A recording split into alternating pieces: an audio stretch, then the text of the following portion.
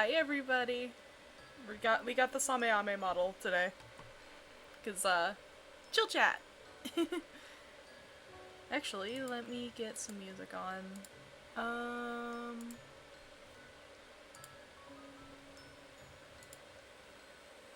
Pop over here.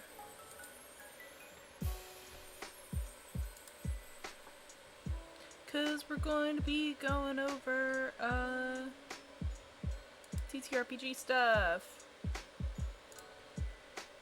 We're gonna be starting Fabula Ultima. There we go. Which is hype. Hopefully it can be heard.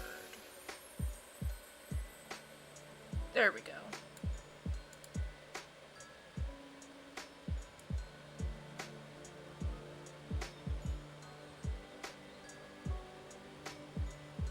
There. Let me go ahead and just refresh. There we go.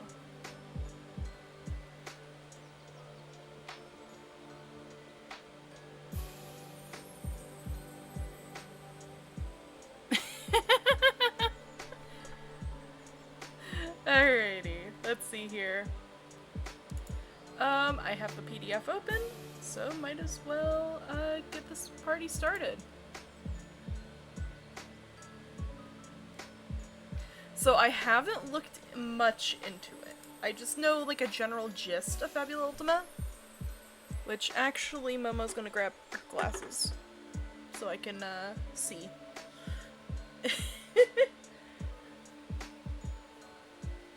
Cause your girl needs glasses if I'm gonna be doing a lot of reading. So as usual, how our setup is we will go over the basics first, maybe get into the races and classes, and then later on, if we have time, some of the more DM facing. I do still need to work on making some videos of some of these that I've already went through. But yeah, that's pretty much our setup for Roll Your Die, if you're new here. So, first things first, all of the lovely credits. You can take time to read them if you want, if you're watching the VOD. If not, we will continue on. I swear if I don't see the like inspirations as like Final Fantasy or something, I'm going to laugh. Zoom in here. Tabletop game is partially based on the tabletop role-playing game Ryotama?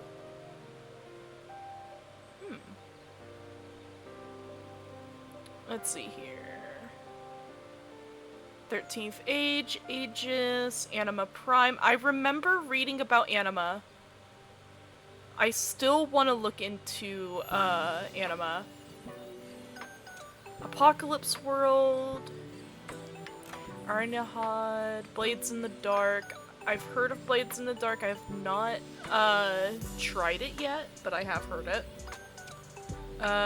Burning Wheel, D&D 4th edition. That's a good sign. I like 4th edition. Fate, Kamigakuri. I think I remember that. Tenra, Bansha Zero, Sword, Soul, and Sex Collection, supplements for Sorcerer. Interesting.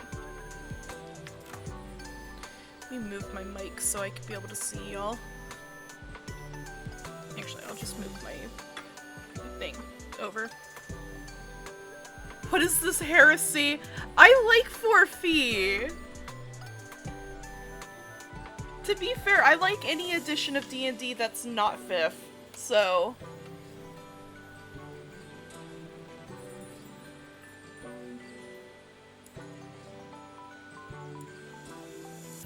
Alright.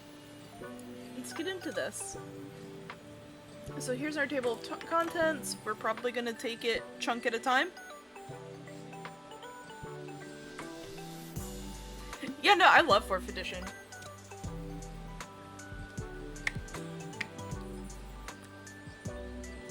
Estrella!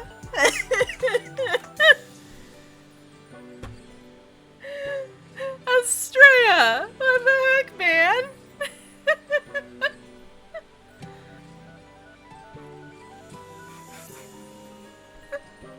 But yeah, no, I know that 4th edition isn't everybody's cup of tea. I like it. Specifically, I really like the Warlord class. I've never ran it. I've only played it. Can't be perfect. Knew it was too good to be true. I do like 4th edition, despite everybody hating it. A lot of people hating it. I feel like it didn't get enough time to be its own thing, is my problem with 4th edition. I feel like it came out, and then 5th edition came out. And I don't like 5th edition for the reason of, by level 3, your character's completely thought out.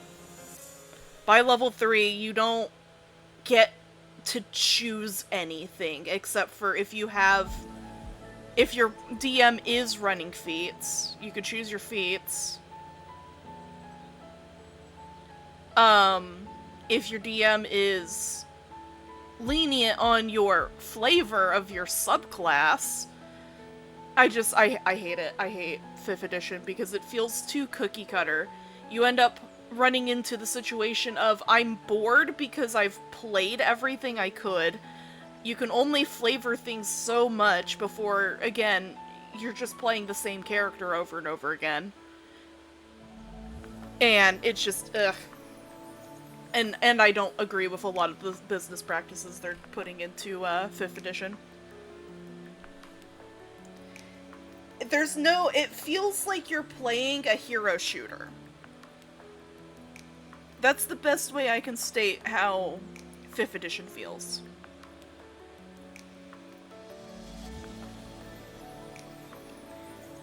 Yeah, same. That's why I like 35 and I like Pathfinder 1st edition.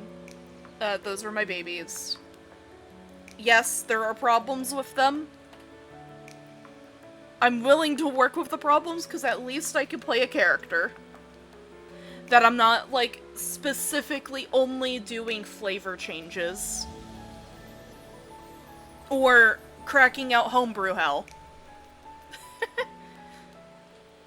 Because that's the only time you get any, variety with 5th edition, is if you're allowed to do homebrew. IMO. I don't know. Subclasses I'm just not a big fan of.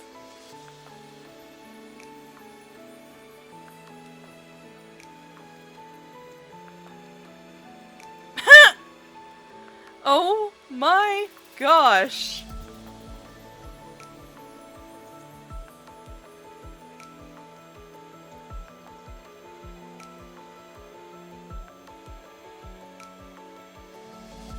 Holy heck! 4th edition slander. I think 4th edition is a little side tangent. We'll get into Fabula Ultima in a second. I think 4th edition does good playing very specific types of fantasy. I think it does very specific types of fantasy really well. Similar to how, like, Draw Steel does the hero thing really, really well. I feel like 4th edition does a very similar thing, where you feel more like a action hero kind of epic hero fighter, rather than doing the thing. Yeah, it feels very MMO-ish. but not as much, like, okay, best way I can explain it. 4th edition feels very FF14, whereas 5th edition feels more like you're playing one of those really bad free-to-plays, like, well, I wouldn't really say bad free-to-play, because I might get executed on the spot, like Desert, Black Desert or something, where your character's chosen all out for you.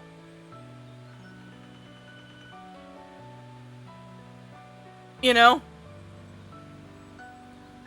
That's the differences between the two. 4th edition, you can actually customize your character still a little bit. Whereas 5th edition, you're playing a hero shooter, or yeah, a hero MMO. There we go. But yeah, Fabula Ultima. So we got the 8 pillars, game materials, players, and the game master. Alright. So our introduction. Already starting off with some banger art. Let's go. I can see the Final Fantasy vibes already. Alright. Welcome to Fabula Ultima. What you hold in your hands is the core rulebook for the tabletop role-playing game, inspired by some of the most beloved JRPG video games, such as Bravery Default, Bravery Second, Grand Blue Fantasy, Ni no Kuni, Octopath Traveler, and the legendary Final Fantasy series. The JRPG acronym stands for Japanese, or Japanese-styled, role-playing game.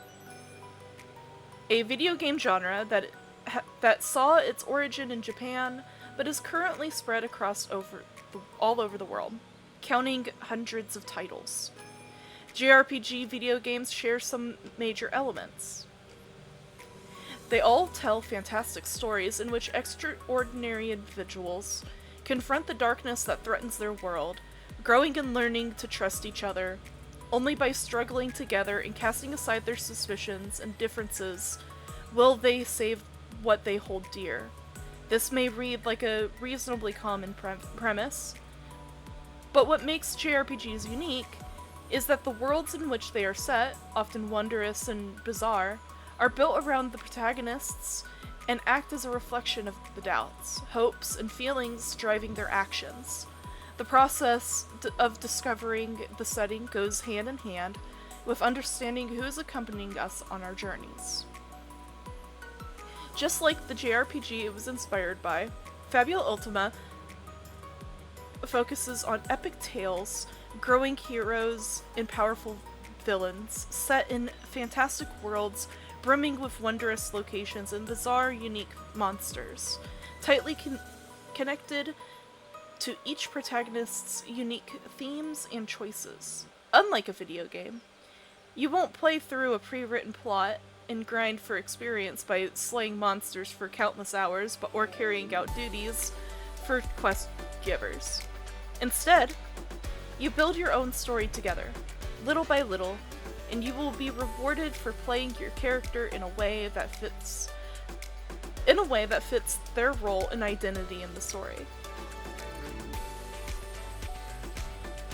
Alright, if you're here, you probably already know what a role-playing game is.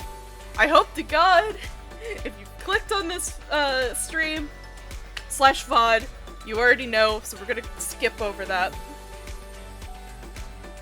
This little bit. Pretty much, like any other TTRPG, there's GM or DM, Dungeon Master. I normally go by Storyteller. That sort of thing, because I normally do my DMing style is more story-based. Story and exploration-based. But I also can do decent enough combat with tactics and dungeon crawling really, really well. That's how I normally play and run. So that's normally my focus is on more of the character aspect and class aspect And I might also get a little hyperfixated on their travel rules. Because, I'm always looking for ways to spice up travel in games. And that's actually a good way to go about it, with a little bit of sage advice for if you are a budding sorry about that, budding DM, is check out other games and see how they do their travel rules, because honestly, 9 times out of 10, at least in my experience, most players kinda use travel as a loading screen, and they don't really chat during it. They just kinda wait for the DM to go, okay, you spent X amount of time traveling across the map. We are here now. Like it's a Skyrim fast travel. No, that is not how we do things here. I might do like a day's worth of travel or two. No, especially if they're passing through areas. Like, I normally make my players map out where they're going if we are in a known area, or travel will take a little bit longer because they are mapping out the area. Because I normally, like I do my streams, I'm normally very one-on-one with my players. At least I try to be. I'm a little antsy when it's other people's worlds of doing stuff like that. But my own worlds I normally build out around the players. So this might actually be a good fit for me. So yeah, you have your Dungeon Master. Then you got your players. You guys are running the show for the most part. Another little bit of sage advice for a DM. Be your player's fan. We don't like the toxic trait of it's the players versus the DM. Please, please, for the love of God, don't torture your players. Unless it's okay. Make sure you send out your RPG consent forms, because we don't want any RPG horror stories. That's my TED talk for the night. What if I want? Only if it's consensual torture.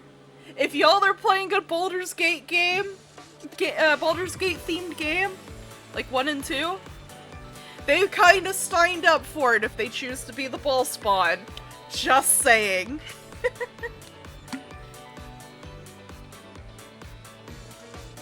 That was actually one of my favorite games that I've played to date. It was a Baldur's Gate game. Oh, honey.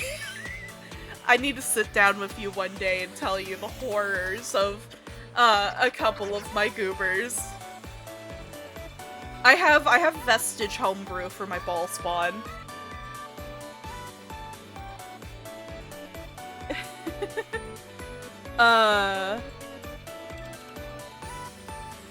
If you don't know what a Vestige is, it's a 3/5 thing for binder. But yeah, I am my character's worst nightmares. I've made the joke, if I met my characters at IRL, I would be dead on the spot. Especially via Hanukkah. My crow folk is not happy with me. But yeah. Let's see here. The rules. I'm going to guess they're going to tell us what we are going to be doing. Okay, so. Yeah, no, instant. Azazel especially would be like, oh, no, you're going directly into the torture dungeon. You made me, wipe my existence away. For power. How dare.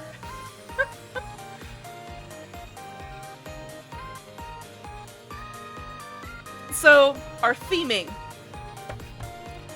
This game normally seems to push more of the Final Fantasy aspect of like JRPGs, so you guys are more in that fantastical, maybe sometime, depending on what you're running, a little bit fantastical, with a little bit of technology here and there.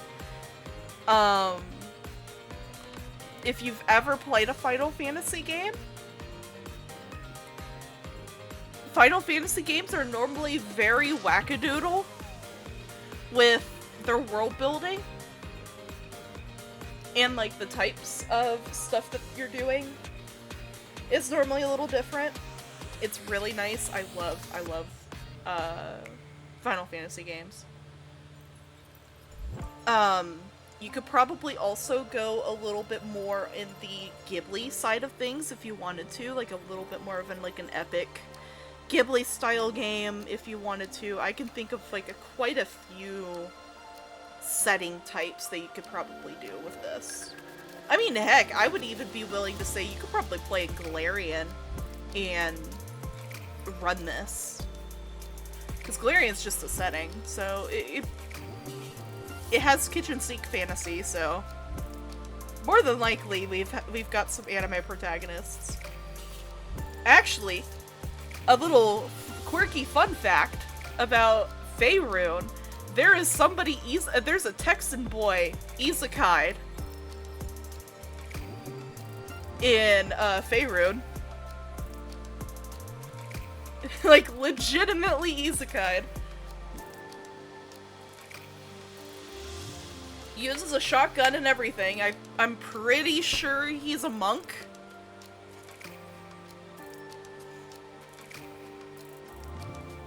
But, yeah. It's so silly. It's great.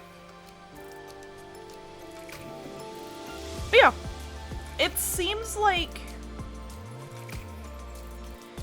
it doesn't take itself as serious. It's definitely based off of being fun. So I'm going to guess there's going to be a lot of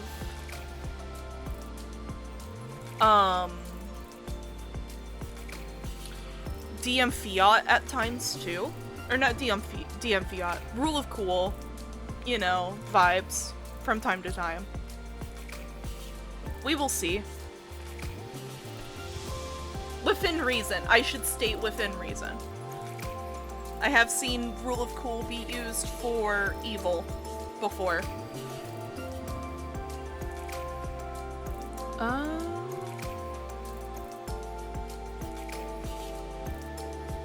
Heroic Destiny. The heroes of Fabula Ultima are destined to accomplish great deeds, and they will only meet their end when the person who plays them deem it appropriate.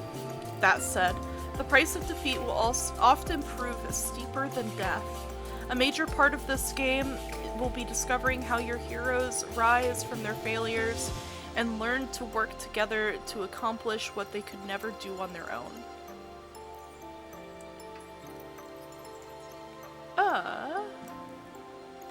Combat in Fabula Ultima is reminiscent of the console games that inspired it. Each character will have a few tricks up their sleeve, and only by properly combining clever tactics and coordinating with your allies will you emerge victorious, especially when fighting against bosses. Fabula Ultima has no default or canonical world, and that's on purpose.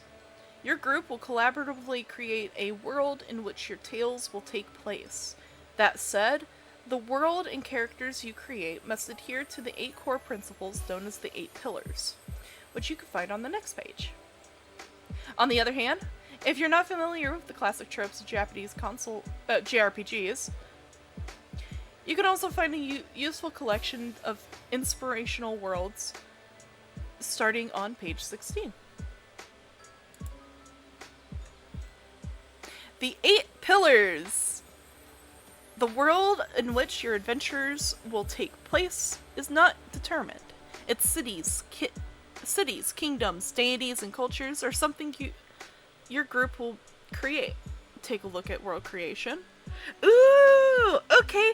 So, I normally...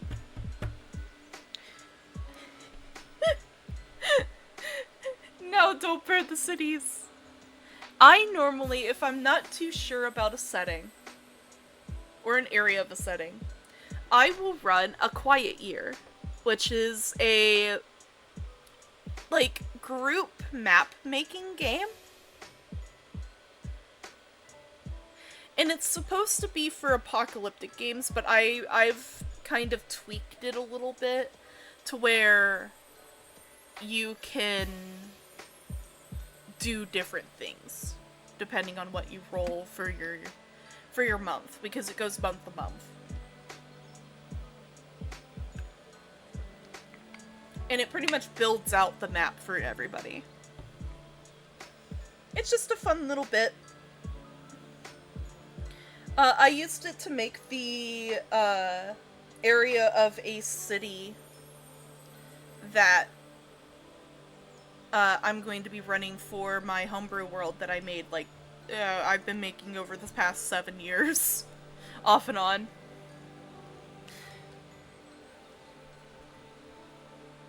Ancient ruins and harsh lands. The world is an ancient and dangerous place. Okay, so... what ties all of Fabula Ultima is the 8 pillars. So, ancient ruins and harsh lands, a world in peril, clashing communities, everything has a soul, magic and technology, heroes of many sizes and shapes. It's all about the heroes and mystery, discovery, and growth. So, ancient ruins and harsh lands. The world is an ancient and dangerous place. Cities and villages are separated by vast plains, scorching deserts, frozen peaks, and impenetrable forests. The land is dotted with crumbling fortresses and shrines devoted to deities whose names have been lost to time. Past civilizations and ages of darkness have left behind a world of powerful artifacts and cryptic legends, as well as magical and often dangerous places. A world of peril. Villages, castles, and city-states are among the few areas that aren't literally crawling with monsters, brigands, and hostile creatures. Far more dangerous than still are villains.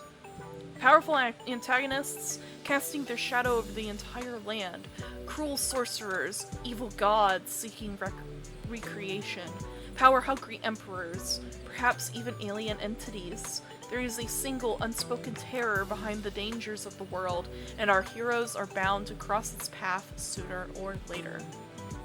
Clashing communities. The world may be in danger, but its inhabitants are still divided by ancient grudges, religious schisms, memories of war crimes, and the conflict between magic and science are among the most common causes of enmity.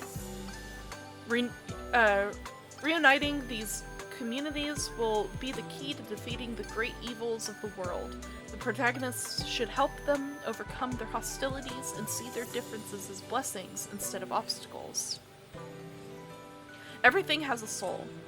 All matter that forms the world, including its creatures, the earth, sky, sun, and stars, are part of a vast flow of spiritual energy. The origin, nature, and foundation, or function, of this energy may vary depending on the world that you create. But its presence is undeniable, and everyone possessing the ability to manipulate it, be it through magic or science, is a force to be reckoned with. Magic and technology. In every Fabula Ultima world, science and magic represent two different ways of studying and manipulating reality. One concerns itself with the tangible nature of matter. The other, with the souls that dwell within it, two sides of the same coin. Miraculous machinery might be hidden beneath the ruins of an ancient civilization, and even the most powerful wizards will often make use of vehicles and airships. Many of these worlds also feature an unusual discipline that combines magic and technology into magitech. Metal soldiers animated by the souls of the fallen, bombs that unleash elemental mayhem, and flying machines fueled by the wind spirits are only a few examples of what can be created with this hybrid craft. Heroes of many sizes and shapes. Fabula Ultima's protagonists are full-fledged heroes, extraordinary individuals that possess unique abilities and whose actions will shape the fate of the world. While some may not be noble paladins or virtuous paragons of justice, even the thieves and dark knights among them have a fundamentally good nature and can be trusted to do the right thing when the situation gets desperate. In line with the video game genre Fabula Ultima draws inspiration from, our heroes do not follow any rule of realism. Be they children with incredible powers, or elderly warriors able to single-handedly challenge an entire army, all that matters is the strength of their spirit. It's all about the heroes. Any relevant event in a game of Fabula Ultima is tied to the heroes, either directly or indirectly. Dramatic plot twists shall happen when the protagonists are present on the scene, and the great powers and evils of the world shall pay them special attention. Following the same logic, the hero's determination will allow them to achieve the impossible, such as defeating an empire or stealing away a powerful deity. Mystery, discovery, and growth. This game is built upon discovery, of ancient mysteries and forgotten powers. Yes, but most of all, the heroes themselves, of their feelings and what they are willing to do in order to fight against darkness. Fabula Ultima's protagonists are complex and sometimes tragic figures, and their journey will change them forever. That's not too bad.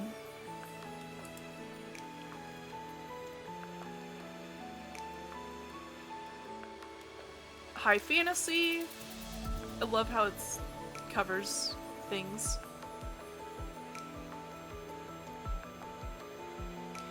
So, this is going over all of the types of fantasies that you can do. I want to get to the game materials. I want to get into the nitty-gritty, what kind of dice we are rolling and having fun with.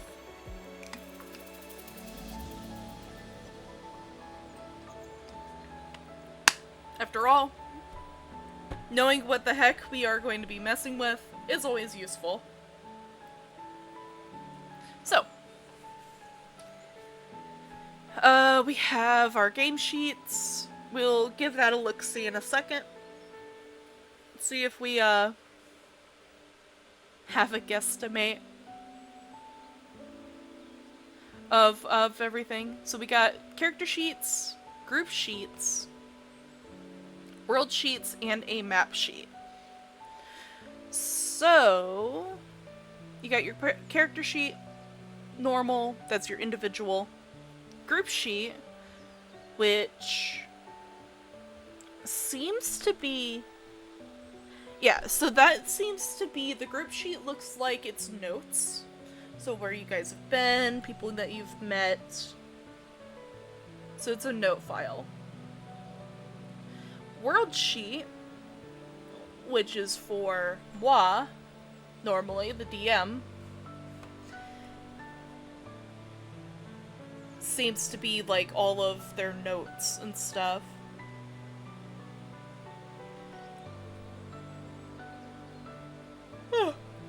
And then finally the map sheet, which is the game world. Good to know, good to know. So we have tokens, That's useful. So you normally have points. That's good to know. Fabula points for the players and Ultima points for the villains. That feels very Final Fantasy. I can tell that I think I did great saying Final TTRPG Final Fantasy. Which isn't a bad thing. So we get 6-sided dice, 8-sided, 10-sided, 12-sided, and a 20-sided. So we got 5 die that we're dealing with.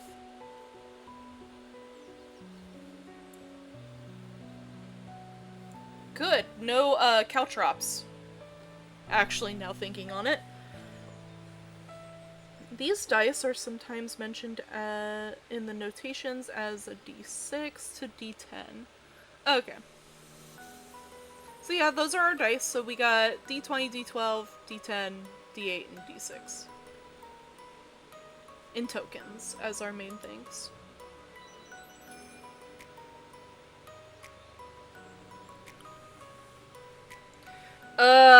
So I have a funny thing.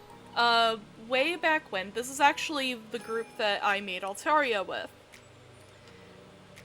If you're ever in one of my gaming streams and you notice my name, I either go by the name Altaria or I go by MomoYumeko. Altaria is a old D&D character of mine that I really liked playing. So our DM had gotten a bunch of metal dice. They had shag carpet under the table that we played at. This is IRL. I drove like 2 hours to get to D&D night every weekend. Keep in mind, this was 2018 to about 2020? 2021? Somewhere in there? So we played for a while. And gods love this man. His cat knocked over the dice into the floor. And he couldn't find the D4. And all he states is, everyone sit still, don't get up. There is a caltrop on there's a couple caltrops on the floor. Because it knocked over all of his dice. And we couldn't find the caltrops until, unironically, the DM was like, he got up to like recount all of his dice and see if they didn't go under like a cabinet or something. And he ended up stepping on it. It was behind his chair. A few of them. And never in my life had I heard a grown man scream so hard because he just stepped on like 4 or 5 metal D4s.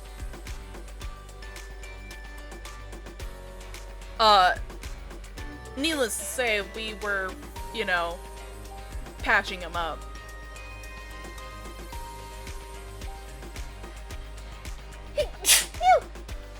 Wait. I have quite a few dice. I have a dice box technically above my head. It's not really a dice box. It's one of those Pokemon balls that came with like a bunch of packs of Pokemon cards. I have one of those that's holding all of my dice. It's got a little bit of rust on the inside because where I lived before, it was very like moisture-y. It was awful because we lived in the south in a very wet area, so yeah, there's a little bit of rust on it, but it's fine. Ooh, I want, there's a dice type that I want that's blue sandstone. because it looks like the night sky. I want that for my Hanukkah dice. Because I have a couple dice that I roll for certain characters that come back in our campaigns sometimes. Like, I have a pair of, like, fiery red and yellow die that I use for Azazel. And then a pair of, right now, like, this ghostly purple and tealish green for Hanukkah. Because she's technically a ghost. She's a weave ghost. For reasons. But yeah. Here we go. We have the instant play as a hero.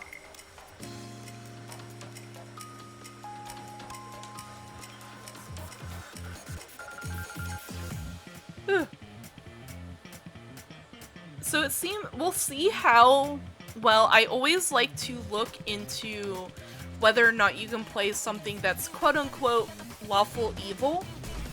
That's the only type of evil I normally allow at my table, is lawful evil. I don't really allow neutral or chaotic evil, because that normally incites people being butts at the table. I do too. Azazel was actually lawful evil, playing with a bunch of heroes, so... And I played him for like 2 years.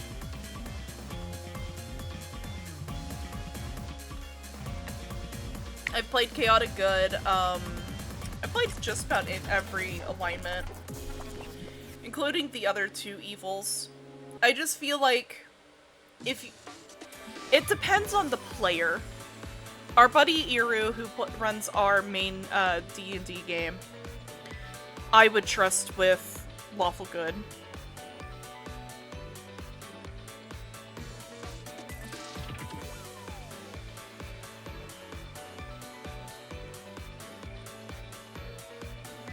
Mm-hmm. Yeah, no, Azazel was very devil-themed. Alright, so there's a bunch of stuff for the Game Master. We're looking through here. Follow the rules. Take part of character creation.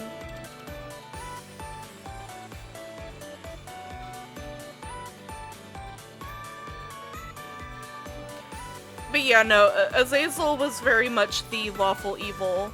I scratch your back, you scratch mine sort. Making deals with everybody. I'm pretty sure he got with a few of the villains of our campaign. It was like hatching deals with them to not mess with our party and let us do what we wanted.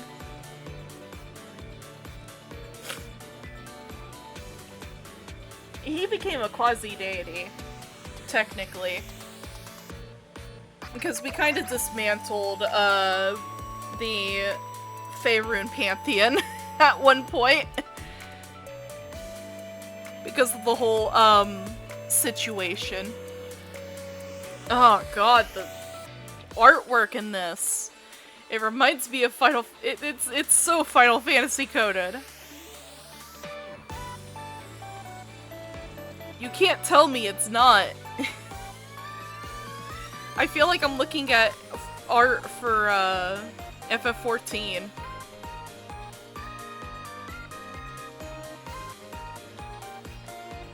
Alright. Hop through here a little bit. I'm not gonna read everything on this because there's gonna be a lot. So I'm gonna read through it, which luckily I'm pretty quick at.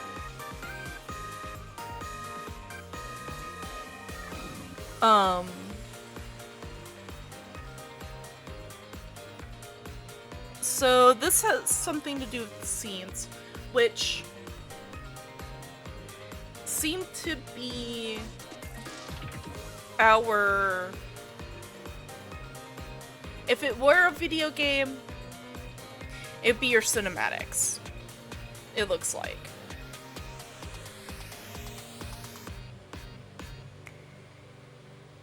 Yeah, it's definitely like your cinematics, where you're making choices and such like that, but you're not necessarily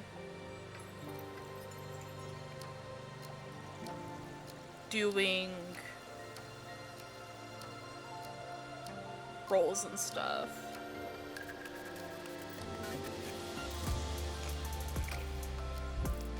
Yeah. So there's different scenes, different types of them. Conflict, which will be like battles and stuff like that. Interlude scenes.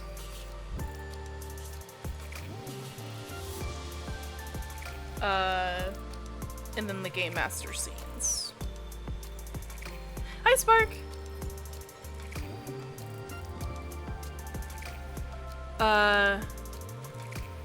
Let me add the frog.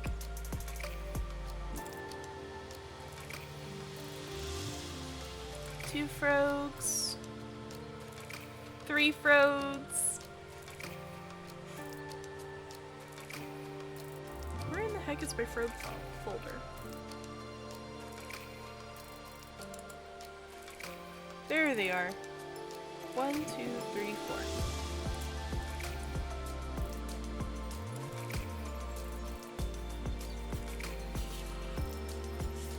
5, 6.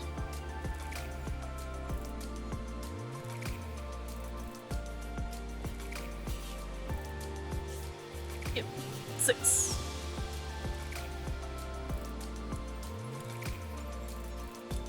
Alrighty, so 1, 2, 3, 4, 5, 6.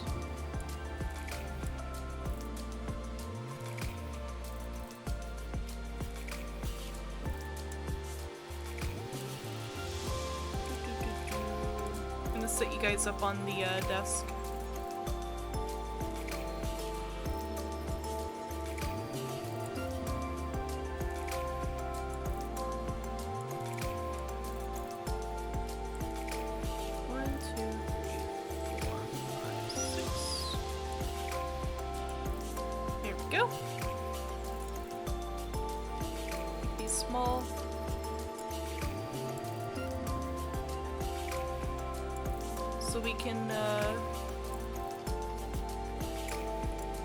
Get this all set up. Did not mean to make that smaller.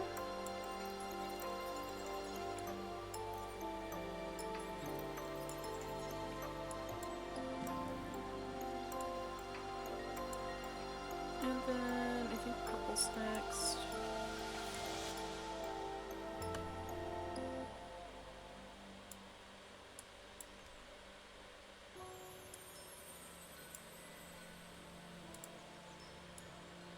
Here we go. Oh, that's... There we go.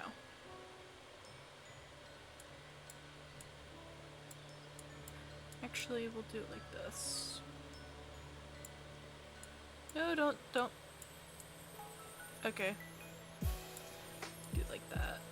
Make it a little bit more chaotic.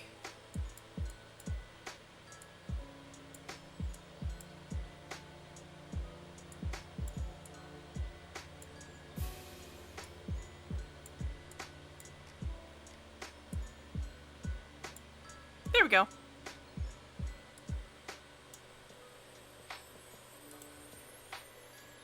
Yep, that works. Alrighty.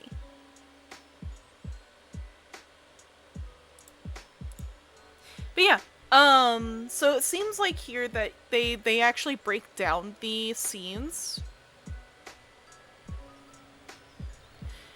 as proper mechanics.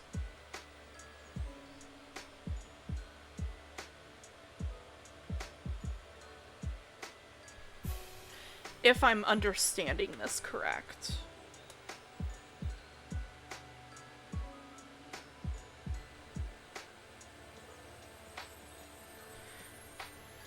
It almost seems like the scenes are like a fancier way of doing the roleplay.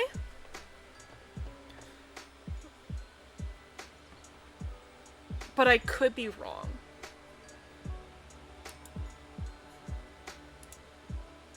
Which either way is a pretty interesting way to go about it. But it also seems like we do get like a cinematic bit too.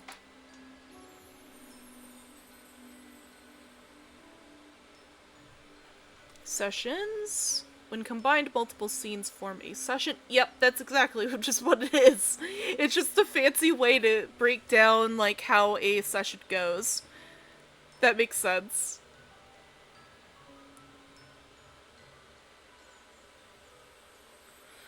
Campaigns. Just as multiple scenes form a session, multiple sessions form a campaign. Yep, that makes sense. Allies. You do get to have allies. Always round down. That makes sense. I like always round down things. Additions, subtractions, multiplications, and divisions. Okay, yeah, this seems... So far, this seems very familiar. I mean, it's a TTRPG. I hope it's familiar. Okay, traits. Each character has a total of 3 traits: identity, theme, origin, and origin. Identity, this is a short sentence that sums up your character's general concept, something like Sky Pirate or Queenless Knight. You'll choose your identity when you create your character, and change it later if you feel like your character has developed enough of that it is no longer fitting. I really like that bit. Theme. This is a strong ideal or sentiment that drives your character's actions, such as anger, justice, or ambition. This too is something that you will choose during character creation, and it can change as your character evolves during play. Origin. This is where your character comes from, their homeland. While playing, you will be able to evolve your character's traits to improve your odds against when rolling dice. Got your bonds. A bond can be tied to one of 3 emotions, each belonging to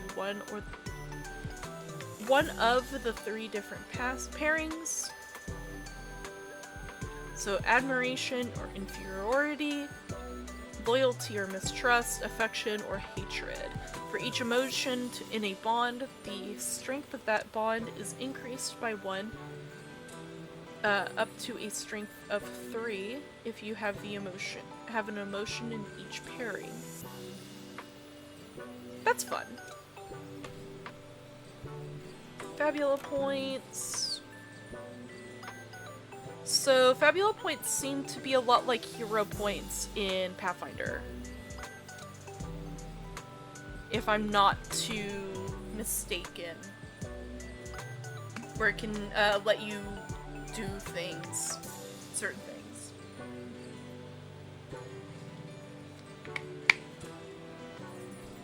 I am low on drink.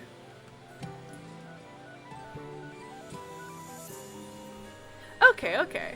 That makes sense. Character level. Oh, heck! So you normally start at level 5 and climb up to level 50. To me, that seems like a lot, but also, that's level 20 for 3.5, so. You know what they say, most games end at level 15.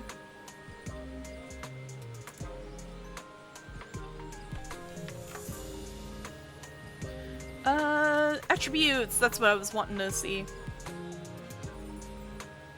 So we got Dex. Yeah, I'm imagining it's probably a little bit more grounded. You're not out here looking at the wizard spell list and going, What war crime, reality warping war crimes do I want to do today?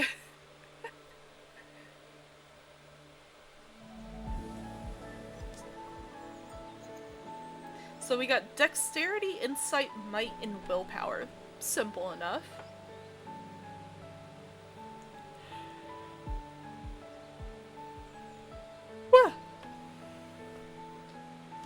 Dexterity measures precision, coordination, finesse, and reflexes. Cautiously defend yourself from attacks, craft objects, and fight using light weapons, bows, and firearms. Insight is observation, understanding, and reasoning. Might is a measure of strength and fortitude. And then willpower, determination, charisma, and discipline. That's not too bad. That makes a lot of sense.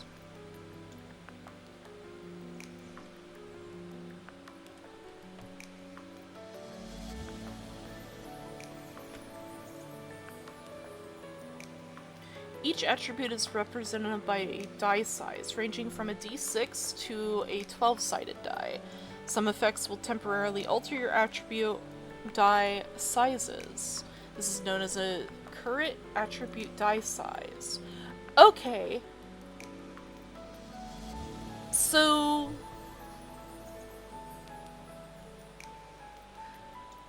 going off of how they are talking here with attributes, your attributes aren't, so to speak, set in stone.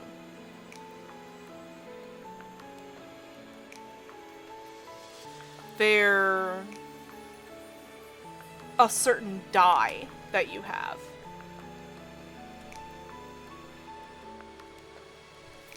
That's kind of interesting, if that's the truth.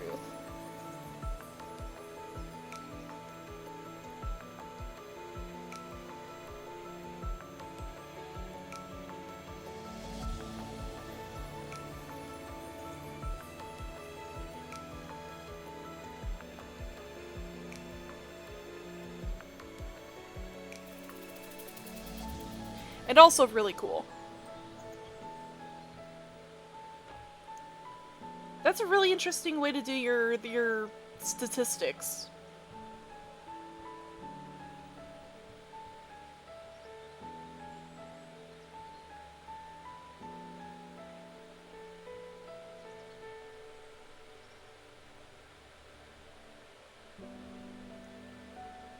Sorry, I thought I heard something. Anyways, yeah. Checks. That's normal checks. So if you don't know what a check is, you normally are going to take your ability. In this case, you're doing, ability, and rolling them, and then adding them together.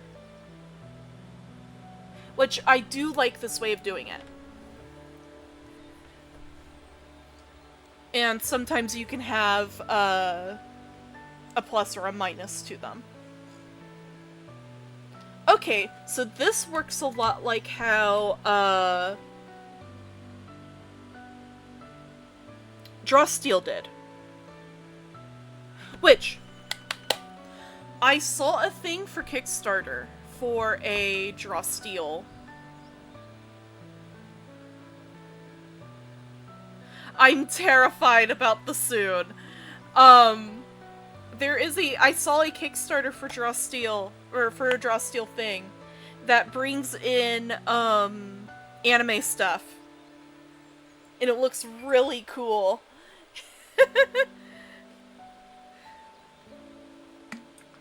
I'll have to look back into it. But it brings in, like, yokai and stuff like that that you can play. Which I think is really awesome. Also, I'm gonna complete all of these so my thing is all cleared up. But yeah, no, that's really cool. I really like that.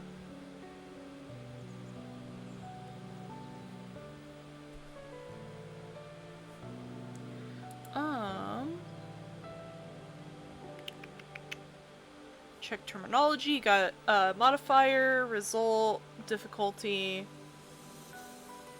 Okay, so a lot of this is very much I see fumbles. Oh, I see fumbles.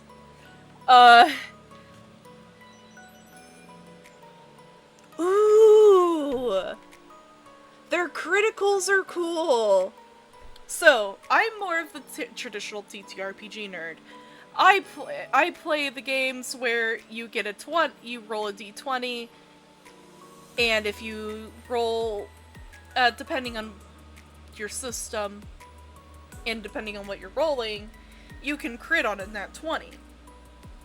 Hi, hello, I'm a falchion lover, so I crit on, like, I think it's like an 18 to 20 with my falchion for Indigo. I do know of the, you have to roll above a 4 to crit. I think it's the Disciple of the Spader build that my partner freaking cooked up, and it by level 20 you can just crit on a 4 through 20. It's stupid. It's so silly. It's one of those builds that you just go, no, you're not allowed to play that.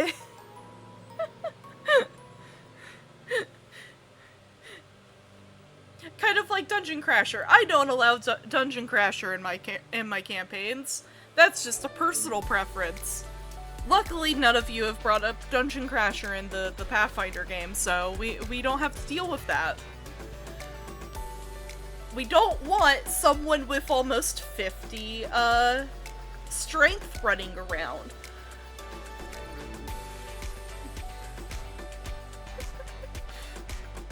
Needless to say, me who loves doing tactical stuff, I could not do tactical stuff. I wasn't allowed to have fun.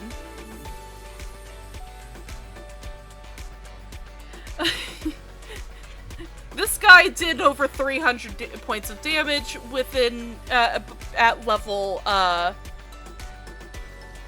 think 5? No, it was a little bit higher than that. It was like level 8. Weight capacity, what? We didn't have weight capacity. Well, we have weight capacity, we just couldn't do enough weight capacity to hinder him. Because he was a half Minotaur, half, giant.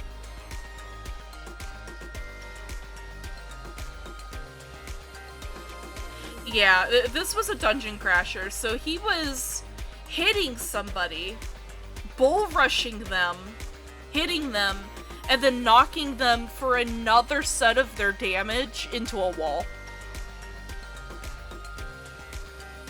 Or into the floor, because he also had battle jump.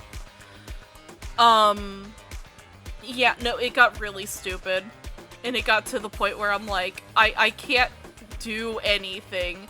I'm scraping the bottom of the barrel, trying to find monsters that can hinder you guys over actually beat you. I was about tempted before his players stopped playing in the West March for certain reasons. It wasn't that he was a problem player, it was for a different reason. I was half tempted to start pulling out Banshees. For my undead encounters. It didn't help, it doesn't help that we have a healer. And yes, you heard that right. We have a healer, like normal, I forget what book it comes from. I think it's a Complete Divine. Actual healer. Like the 3-5 class. They get a unicorn and everything. We love Cornath. He's terrifying. We don't have to worry about people dying in the main party if Cornath is around. Because legitimately, if you die, that is a you problem, not his. He literally exudes an aura of healing. Homie is cracked. It's beautiful. Like, just listening to our main West March party, this would go wonderfully with them. Because of how everybody is. I want to see the fumbles. Hang on, we're gonna zoom in here so I can see it better, because my glasses are starting to give me a headache.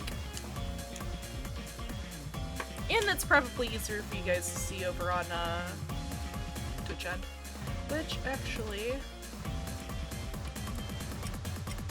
let me move it, like, up here. There we go.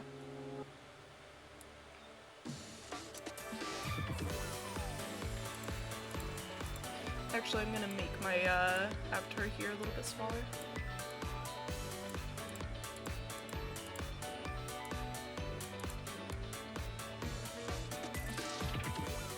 There we go.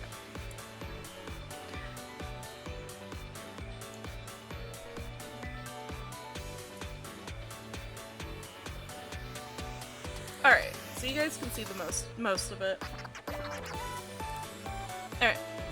When both dice are rolled during the check of a 1, the result is a fumble, which is the exact opposite of a critical success. No matter the modifiers, a fumbled check is always a failure. Not due to the character's incompetence, but because of some unfortunate twist. When you roll the fumble, whoever controls your opposition in this scene gets an opportunity. When the player character rolls a fumble, they immediately earn 1 Fabula point. Ooh, so it rewards you for failing. That's kind of cool.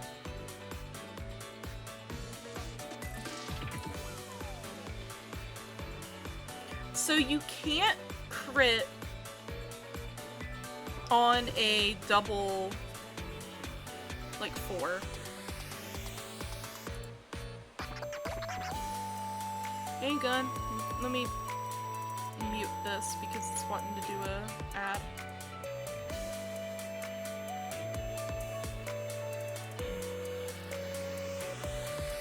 But yeah, no, I love Eidolons and stuff for Pathfinder. Summoner is one of my favorite classes.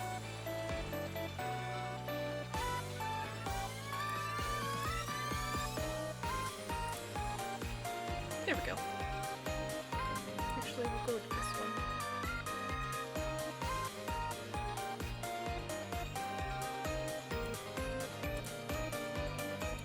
There we go.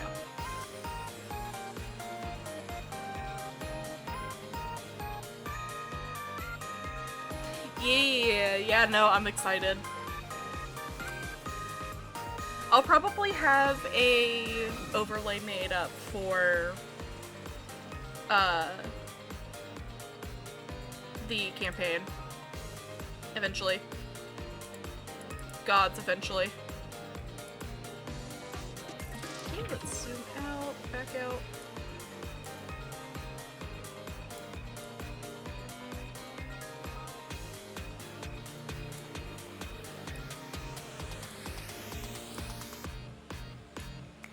There we go. Alright.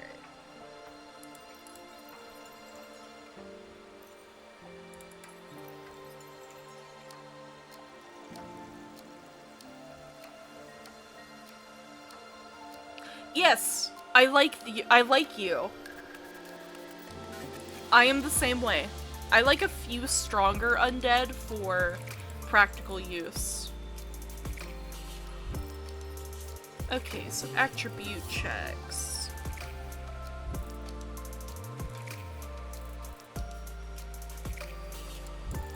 Game Master chooses what attributes. Okay, so they can double up on it. So they can do Dex. in this case, like, dex mitigate, might, or willpower. I really like that. That's really cool. That's nice. Oh, and we have our difficulty stuff. I really like that. That's really cool.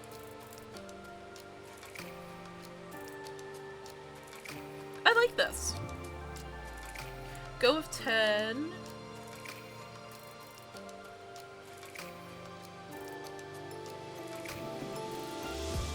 I like that. Okay. I wonder, is there a way to take 10?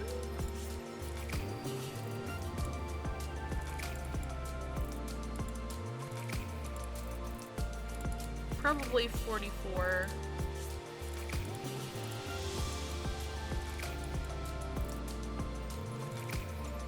I do wonder if there's like a take 10 type.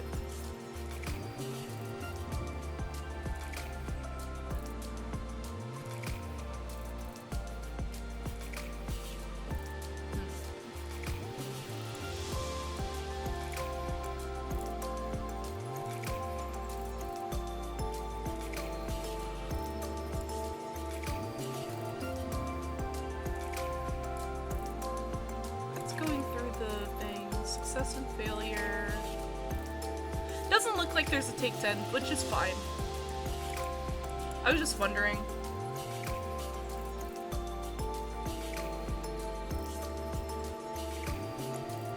I was very curious if there was.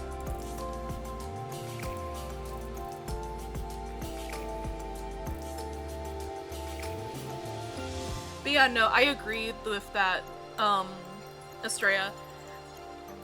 That's like the one thing with like some necromancers. That's actually why my partner has Thrallherd banned at his table for 35 games. Because it has a tendency to make a lot of characters, or a lot of things to keep track with swarms. Especially since it can lead into Vermin Lord, and that is a uber ban. You're not becoming a hive mind in the game.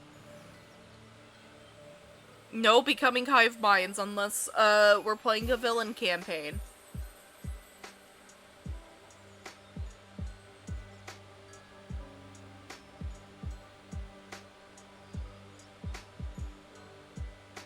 Yeah, I really like that.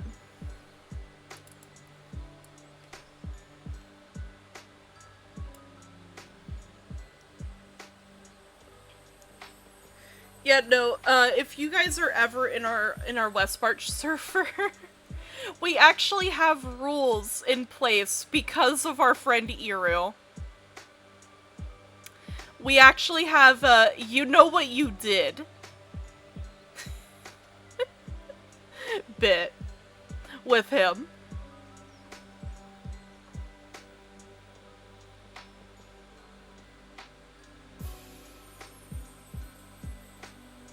Releasing the swarm. Like, okay, so we have in the works making a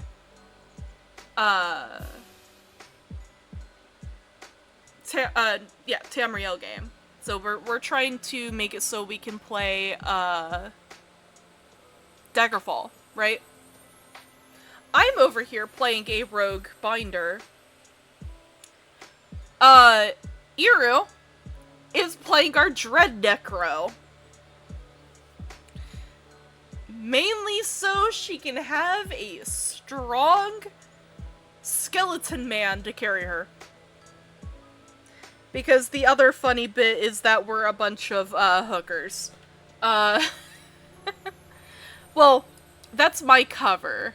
I am a former Dunmer noble from Morrowind, but I'm also working at I'm our agent.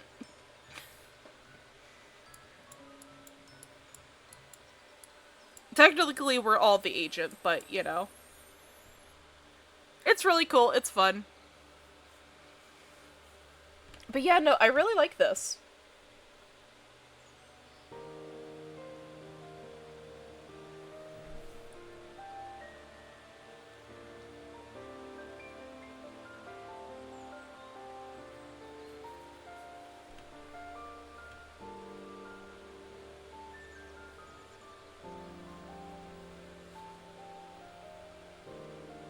Yeah, no, I really like how they're, if you can read this, let me make sure that you guys can. Okay. Cannot. If I can zoom in and it not bounce over to the side. So, it has the example here.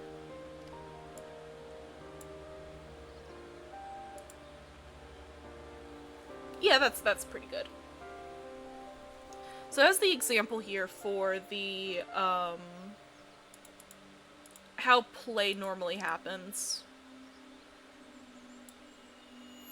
I can just move it here. Okay.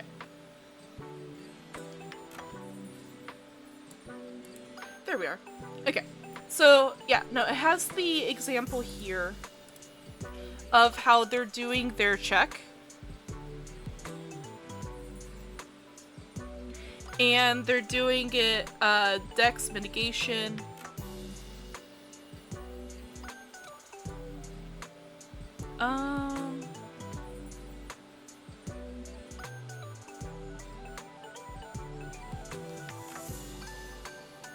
Which is really interesting. So, it allows him to do Fabula points.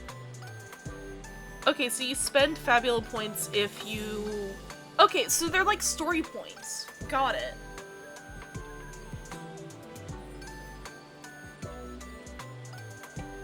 And it allows you to re-roll.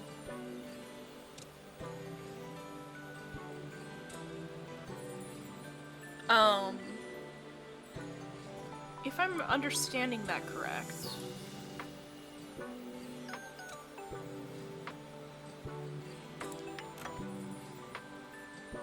Okay, yeah. So they can pick up one or both of the dice and re-roll them. Using their, using a Fabula point. Okay, so it's kind of like, the lucky feat. In a way. That's really cool. I really like that. That's an interesting way to give a, mechanic like that. I really like that.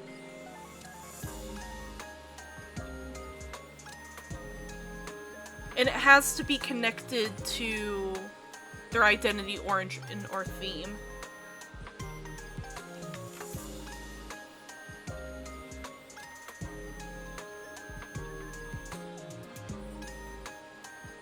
I really enjoy that. I like that. So you can't just spend them because, you know, you have the resource. You actually have to figure out a way for this.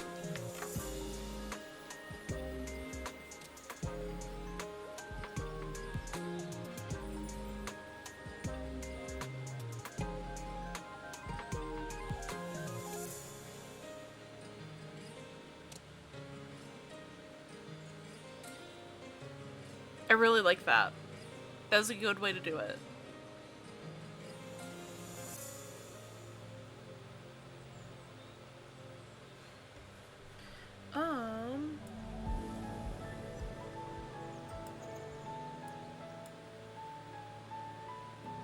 Okay, so bonds give you better check results.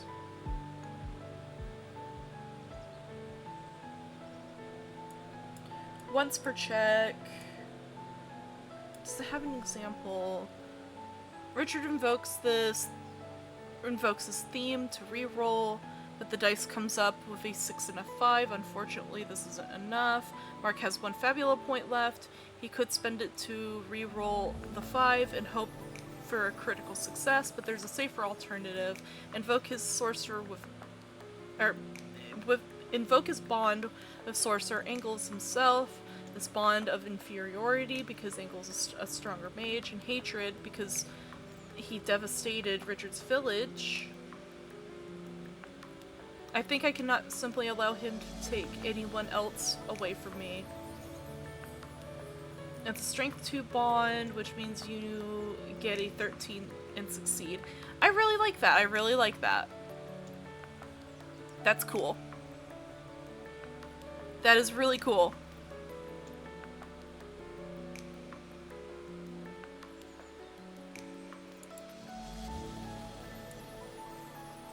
Okay, accuracy checks. Okay, so that's normally with your weapon. Each weapon, okay, so each weapon has a formula. That's even better. Oh, thank God. Things actually come pre-written. Looking at you, anything to do with, like dirty tricks and stuff. So annoying. I love dirty tricks. In Pathfinder. I also hate them. Or combat maneuvers. Combat maneuvers are also annoying. At least in 3.5. Pathfinder kind of streamlines it. But, ugh. Gross. Okay, let's reset this back.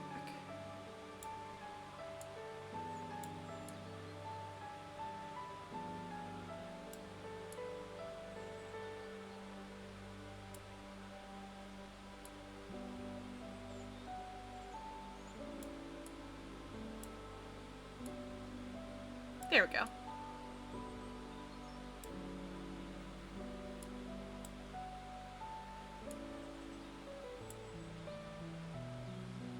But yeah, no, I'm really enjoying Fabula.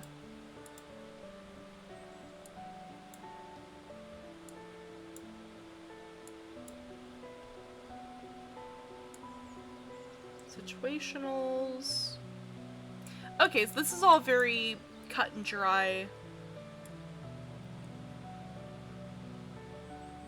Basic way of how to do these, just with the difference of you are rolling 2 dice instead of a d20.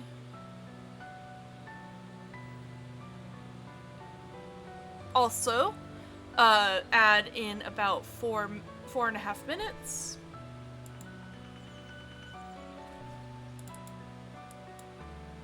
Do not worry, we will not get into too craziness once you guys are gone. Hi Jill, welcome, welcome on.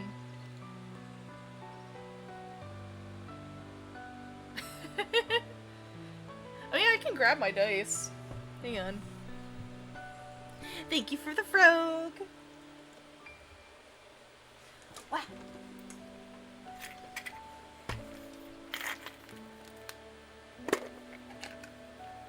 I even have a couple, like, mini dice in here.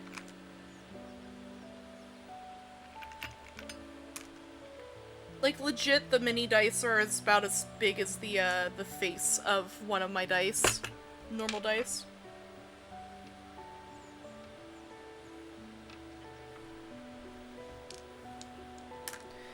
But yeah, no, so... It's very interesting. It is very much normal. Okay, so we do have, like, a nice little, table for the DM. And co. Also, thank you for the frog. Let me, add it to the desk.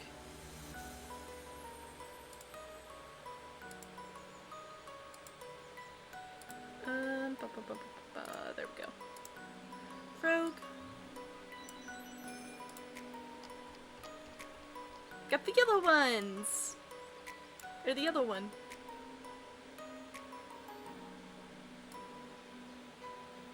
We'll do them right here. There we go. But yeah, no, I just gotta say, yesterday? Holy heck. I'm surprised that the D2 community, collected, or did stuff all day yesterday. Or the whole stream. That was insanity. It might all be for moot, but that's fine.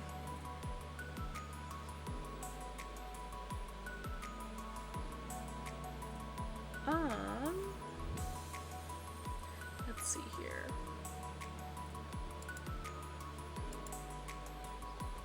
But yeah, so move silently is Dex.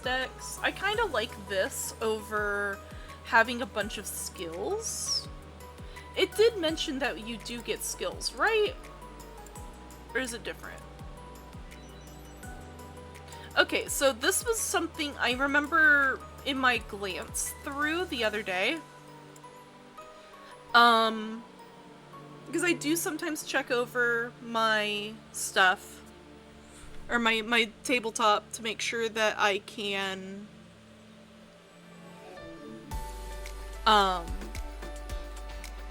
teach this well. I do remember seeing the clock.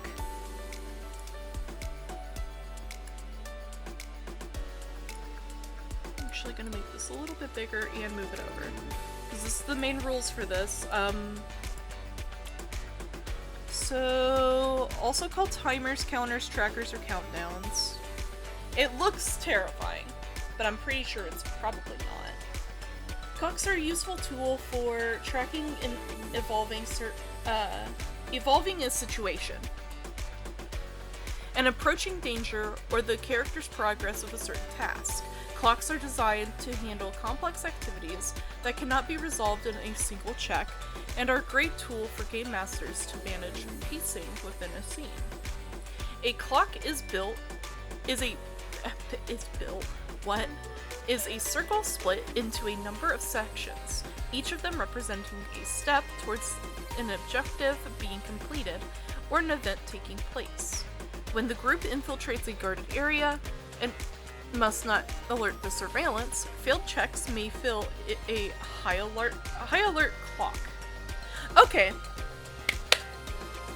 Alright, that's actually, that tells me everything I need to know. So, something tells me, if I'm understanding this correctly, you'll, depending on what they're doing, you might have anywhere between 1 to more clocks, depending on the thing that they're doing. Like, they were using the try not to alert the guards. So you're going to be doing a series of checks and actions during that time. Say you have the one here. They're on high alert already. You're going to have 2 of them. Right? So, the first one is probably going to be,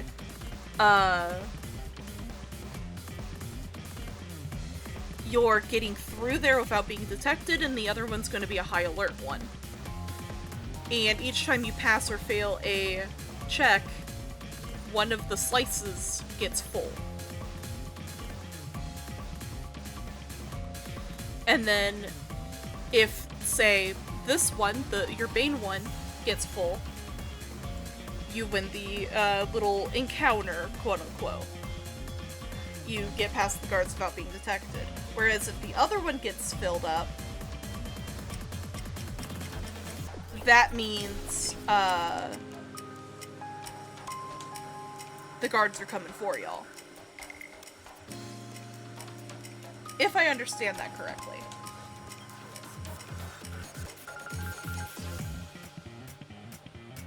And depending on how bad your fumbles are, like, if you actually fumble,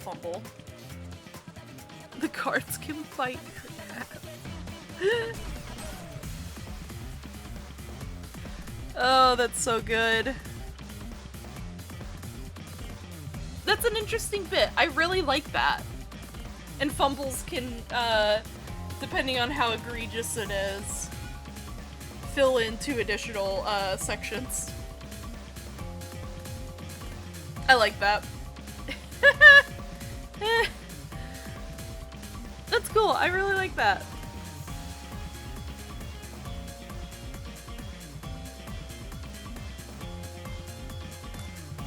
That's really cool.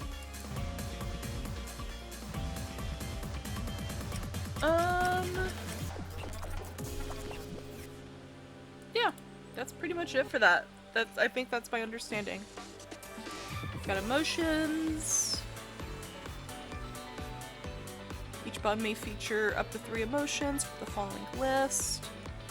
Affirmation. Your admiration, inferiority, loyalty, mistrust, affection, and hatred.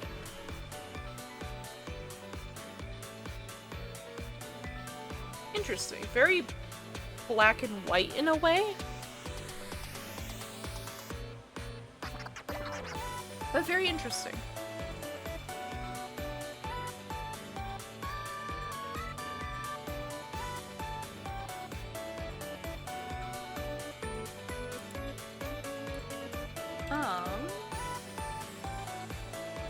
Conflicts.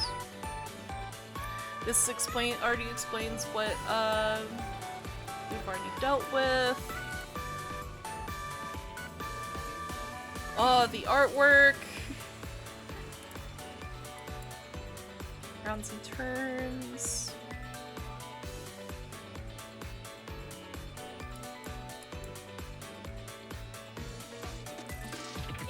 Yeah, no, this is very,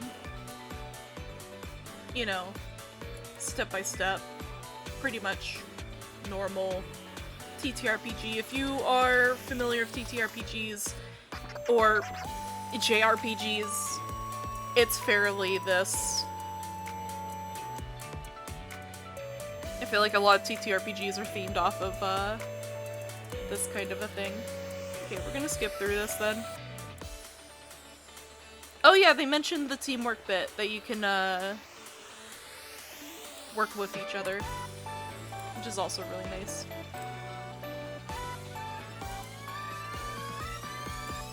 Some scenarios, hit points.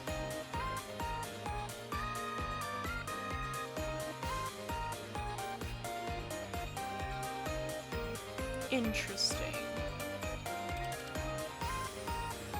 Does it tell me how to do hit points? Hit points and mind points. Doesn't tell me... Unless it's probably like your archetype that you're playing.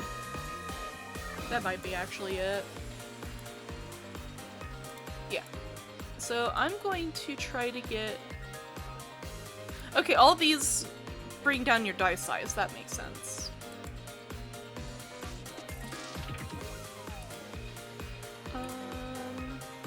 Yeah, a lot of these are DM facing or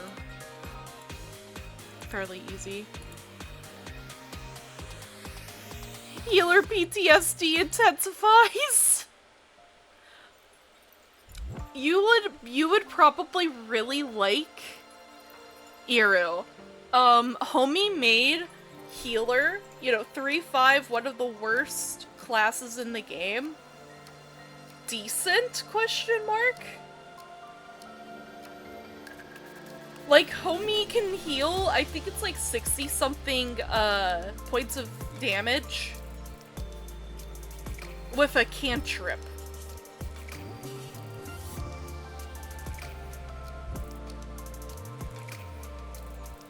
With, I think it's called Closed Wounds.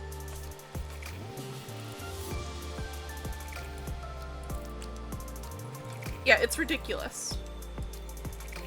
Again, the artwork. I'm going to come back to the spells bit. I want to get started on other stuff. I really like the inventory, Terraria looking inventory. It is so cute. We're in the equipment section.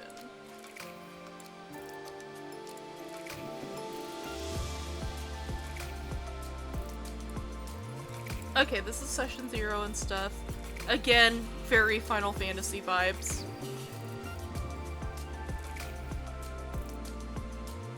I love this. Okay. Oh, this is the world creation. Heck yeah. Okay. We might come back to this. I want to get to...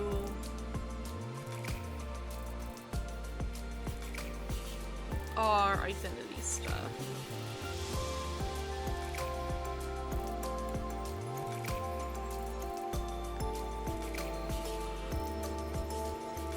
Okay.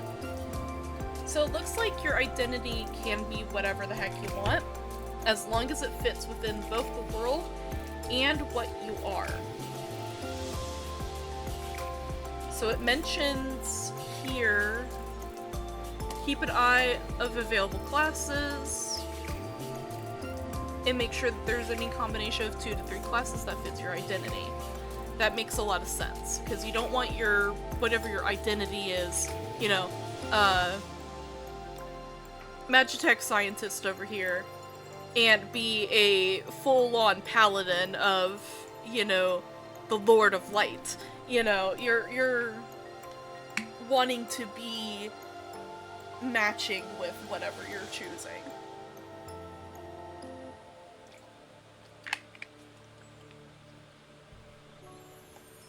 Which I really like. Gotta invoke your identity, get bonuses essentially.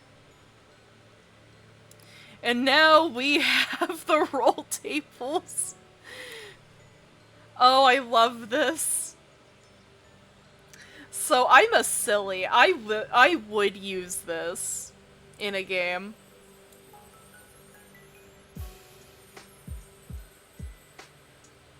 Ooh, Paladin Samurai. Based.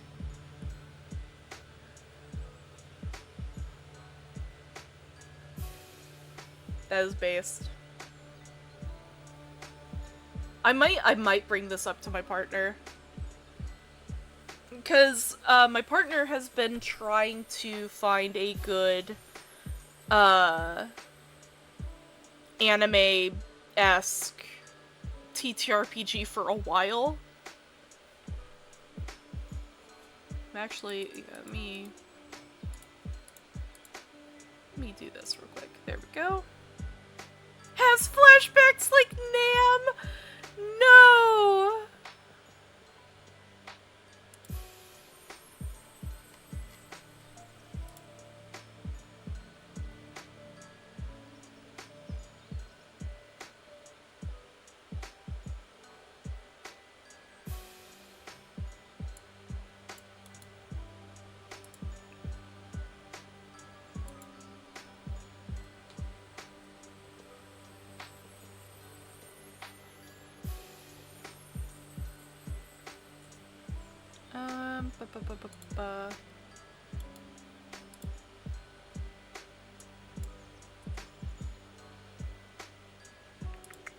Sorry, I just saw the horrors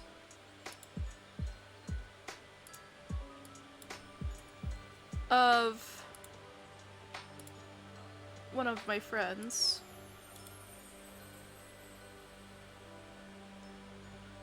Actually going to pin that. Let me refresh. Because I accidentally yeeted the thing. Our DM made things an extra little spicy. By accident? Oh no. Okay, so we were on the page here. We were in press start. And character creation, so...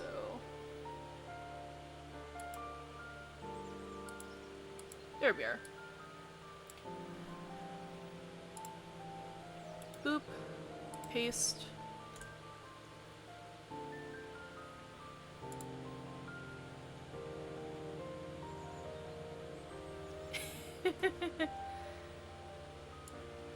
Let me do this real quick.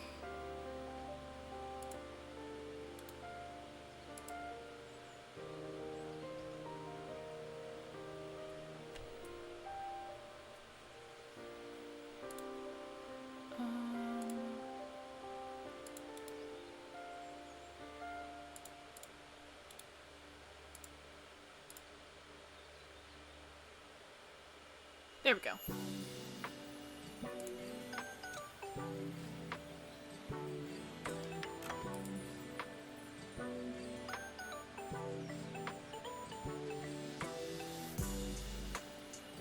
I will have to put a pin there.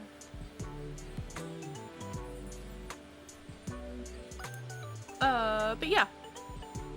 Whoopsies.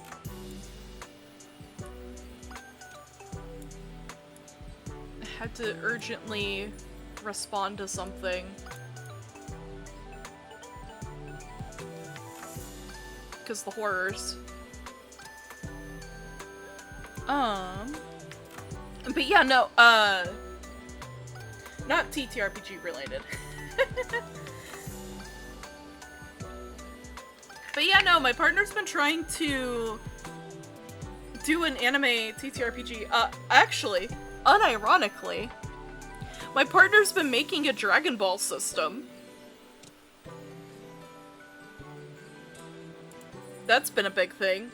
In a small project for him.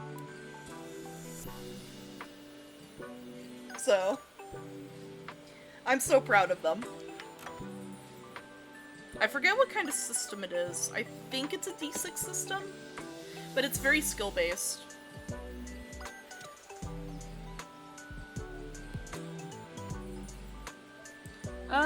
Then you got your themes, origins. Okay.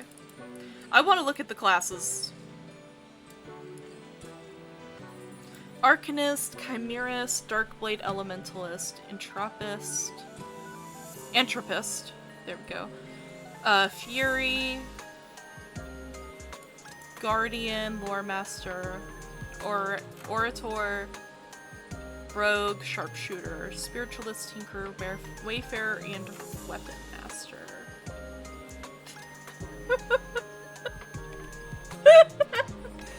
I looked over and I see the working class is the best class. You're not wrong, Estrella, but I wasn't expecting that.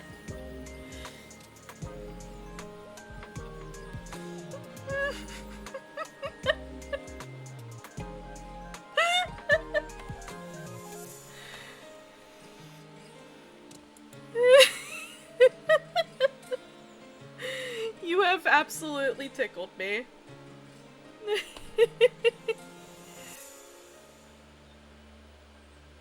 Yes, I did adopt you into my home. I lured you in with treats. No one held a gun here. Yeah, no. I was like, give me the pupper. Give me a pupper so I can give them head pats.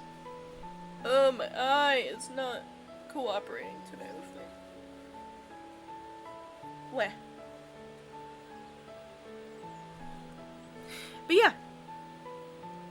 My hair is also hating me. My bangs keep on, because I cut my hair the other day. My bangs are just below, like, low enough to where when they curl up a little bit, they go directly into my eyeballs. Like little needles. Ugh.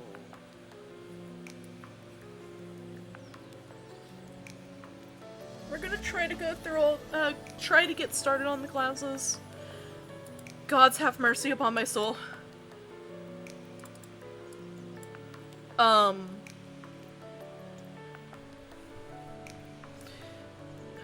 Because there is a lot of classes here.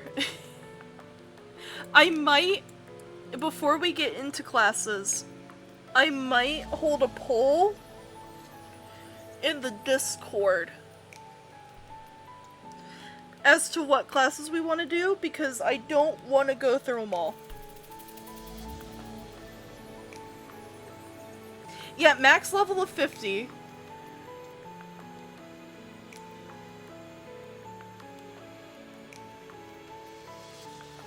Oh! Oh, wait! I just noticed. You have to have at least 2 classes to begin play. So you're not just playing one. You are playing multiple. Oh, it has built-in multi-classing.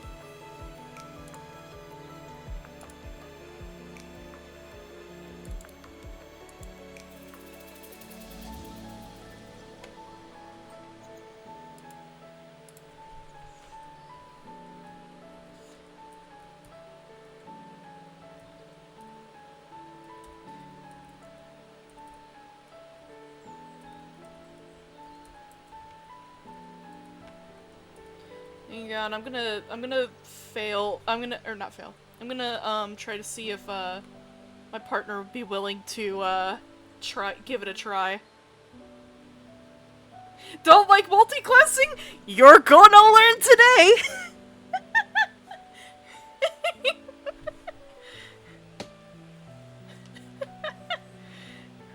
Buckle up! Yeah, no, I am our chronic multi-classer in our party. I am a chronic multi-classer.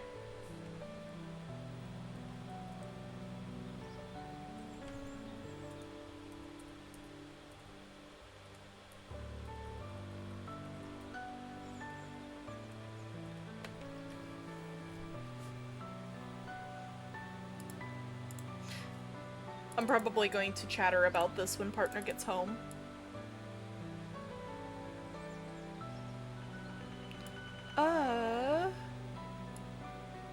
Okay, so...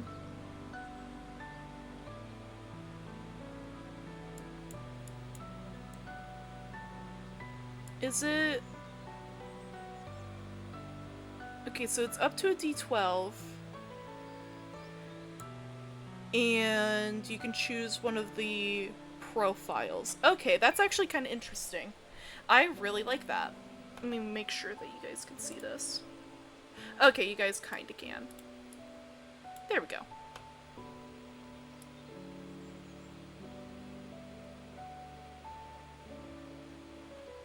So you're gonna go through all 4 of the attributes and assign them dice. It'd be interesting. So D6, D8, D10, and D12. It'd be interesting to do one going down the line too. But I don't know. I don't know. That'd probably be a little chaotic.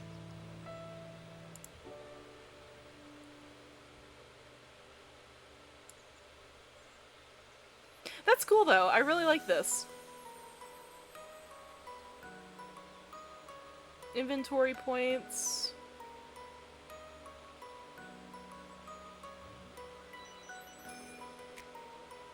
That's interesting. I really like that.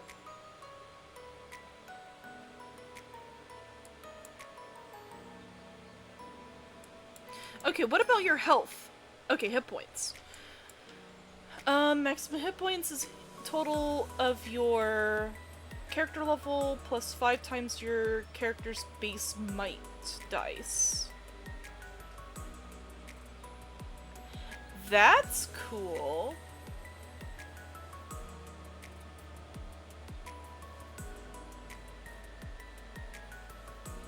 I really like that. What's Crisis?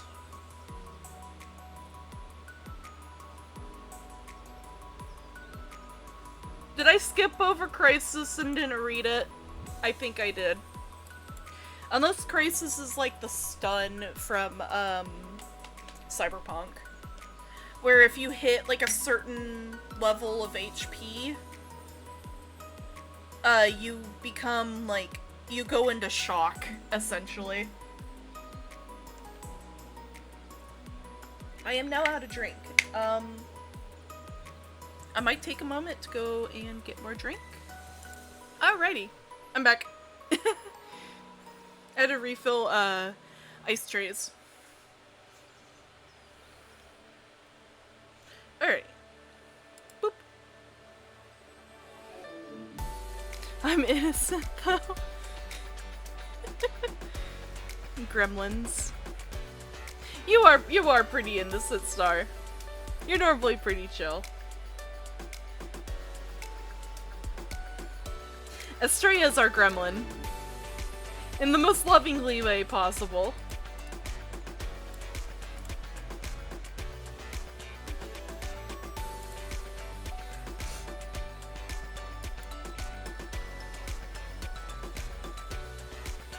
Okay, so we'll get more into detail with these when we get into the classes.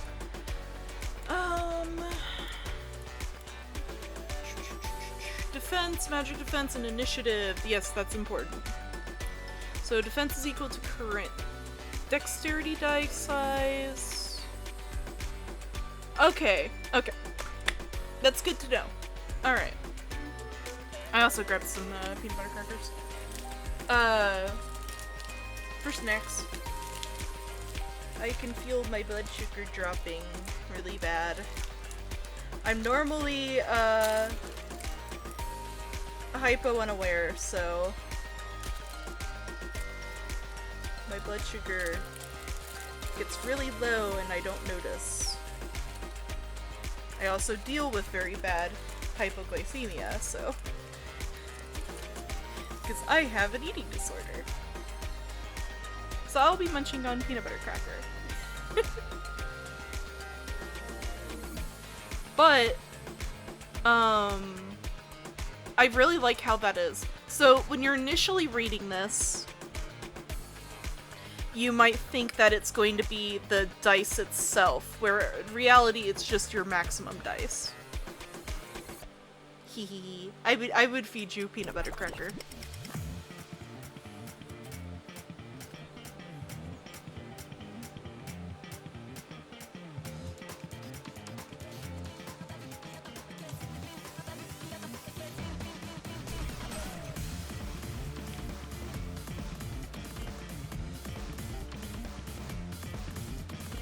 I like them because they're like nice and salty, but they're also like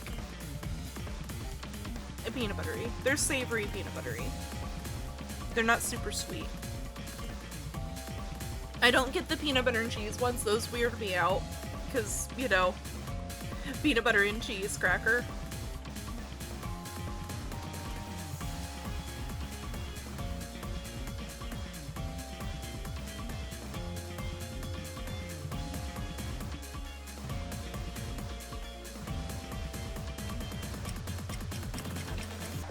What do you mean the comment?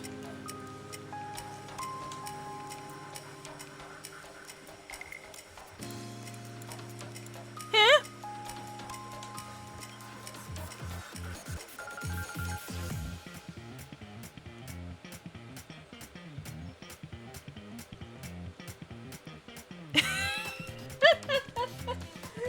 Bonk!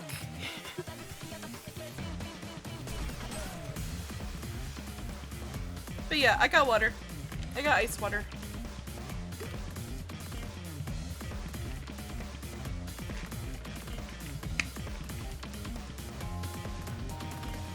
But I do like peanut butter. I like my peanut butter with a little bit of salty. But yeah, no, that's very interesting. So let me pull this up so you guys can see it a little bit better. So depending on the size of your dice, so your defense is equal to your dex, magic defense is equal to insight, and then your initiative score is equal to 0.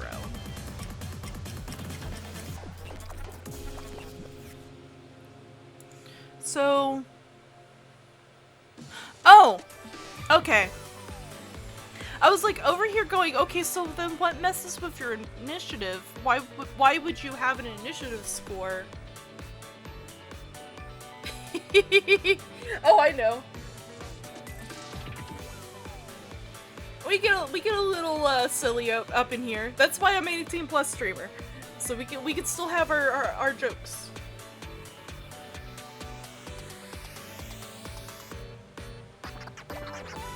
But yeah, no. So I was wondering because your initiative modifier is equals to 0. So I was wondering with how that was.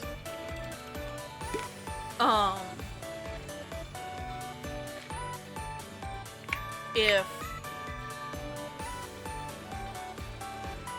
that was going to be influenced by anything, and it instantly updated on me with that of it's influenced by your choice of armor, which will be interesting to look at. So depending on what your dex die and your insight die is, that's your defenses. I do like how your normal defense and your magical defense are 2 different scores. Which 3-5 I do remember tried to do that with touch attacks. a lot of magic spells use your touch AC, but they also made it awful to bring up your touch AC, depending.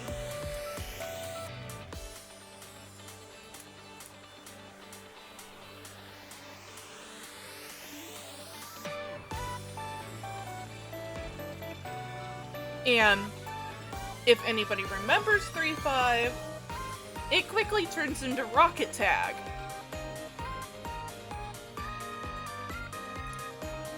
Where the wizard's going up against the big scary BBEG, and everybody's protecting the wizard.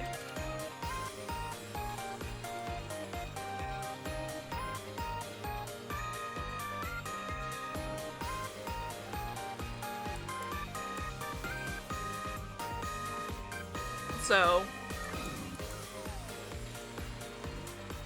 it's very interesting. Ooh, it goes based off of what you're playing.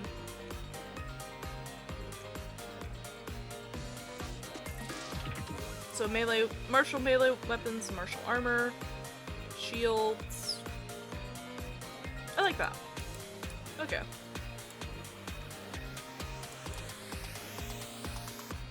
Initial savings, Fabula points, starts with 3 Fabula points. And then we get back into weapons and armor. I do really like how they have this set up.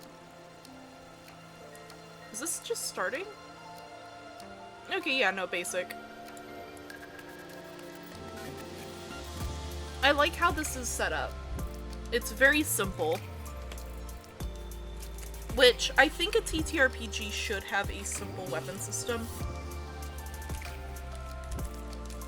It should be fairly easy to log what your weapons can do.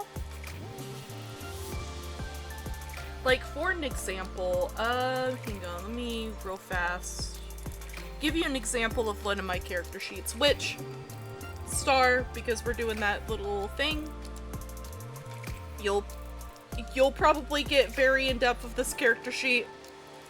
Because it's what we normally use for our games. You're just allowed to mess with it. I'm just gonna grab Indigo, because that's... or no. That's the backup. Where is Indigo?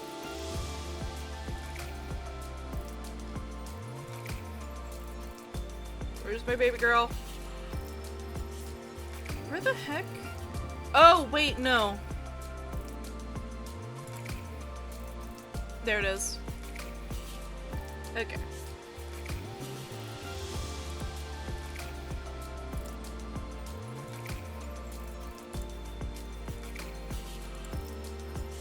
Pop it right back. Alright, so this is what you guys are seeing here is a 3.5 slash Pathfinder sheet. There we go. This is what we normally play with. If I scroll down...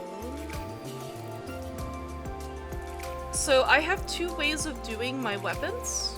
It's all the way down at the bottom, because, you know, she can in memory. So, this is very simple for me. For my weapons, normally. I'm probably gonna show you Saint in a second. Saint is a lot more chaotic, to say the least.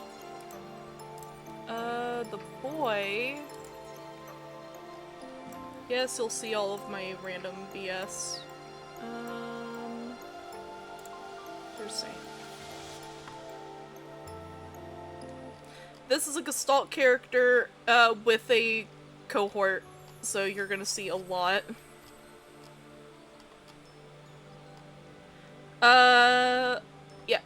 Right in here. Right? No. There it is. Alright, here's his class stuff. Or not class stuff. His weapons and such.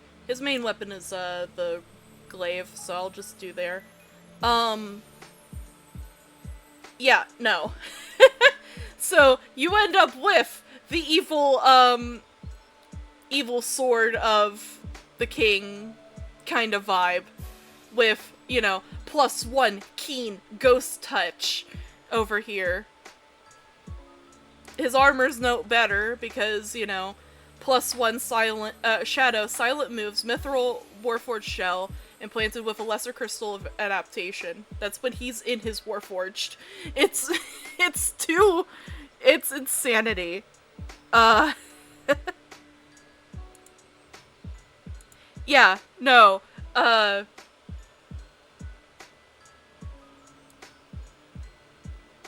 3-5 gets a little chaotic when you're doing stuff.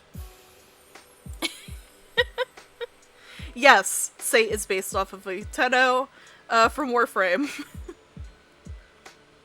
But yeah, nah. They're very much different between the two. With how simple... I mean, granted, I haven't gotten to... like, enchanting armor. If you can enchant armor, I imagine you can. In I almost called it Anima. In this game. But I have no doubt that you probably can. But I do like how simple this is. It is interesting, though, that they use different types, but they make sense. They use different types of rolling for the accuracy.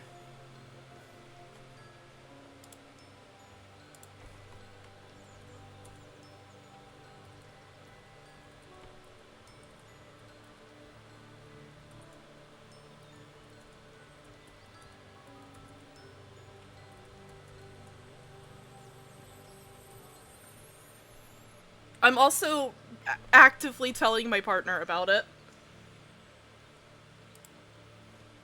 So actually, let me real quick take a quick snapshot. They have the thing. So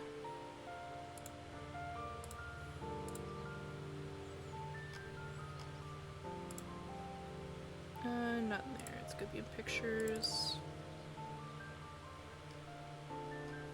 Not here. What the heck? Did it not save? No, it did save. But yeah, no, I would love to run like a one-shot or something of this.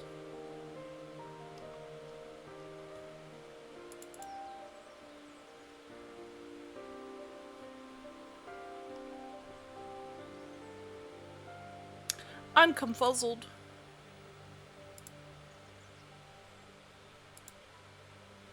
Where the heck did this go? Oh, there it is.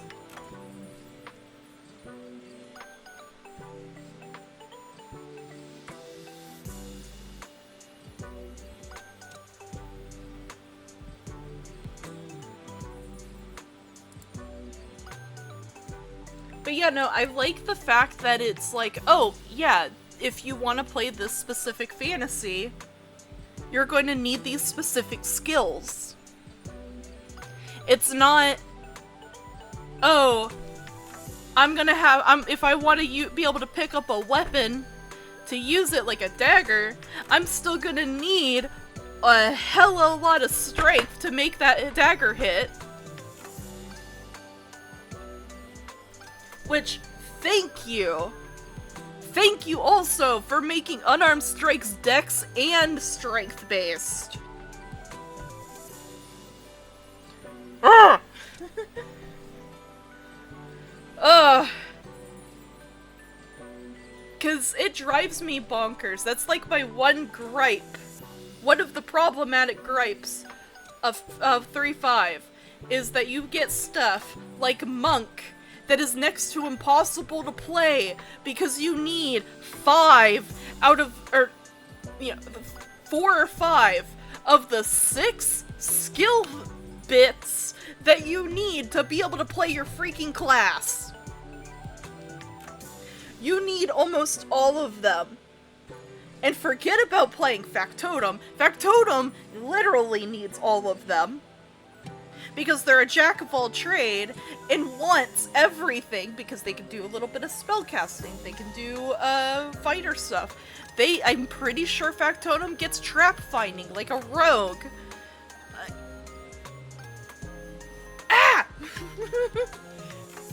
There's so many that's like, oh yeah, you want to fight? You actually want to keep up in combat? Well, you either need to play a race that gives you a heck of a lot of strength, and if you do, you're going to get bombed with LA, because if you have anything above a +2 in anything, you're going... one of my biggest issues with 3.5, and something we normally solve often, because we normally nuke LA depending on what it is I'll go with natural armor. Natural armor is something that is annoying as heck to deal with. Or not natural armor, DR. 3.5 wizards. Why were you drunk doing any race with DR? It should not cost me 2 LA to have DR5 magic. It should not cost me 2 to 3 LA for that. Yes, in any others, if you're like level 5 and below, you're probably not running into a whole lot of magic weapons. But that DR5 vanishes as soon as someone pulls out a magic sword. They pull out a +1 sword, and all of a sudden, you're dealing with no DR.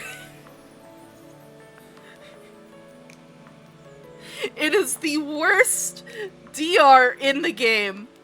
And they're like, oh yeah, that's going to be 2 of your levels. That's going to be 2 levels of your 20? Nah. That's not even counting if you have any other racial abilities. So yeah, no, we normally make DR either A, 1 LA, because it's still pretty decent at lower levels,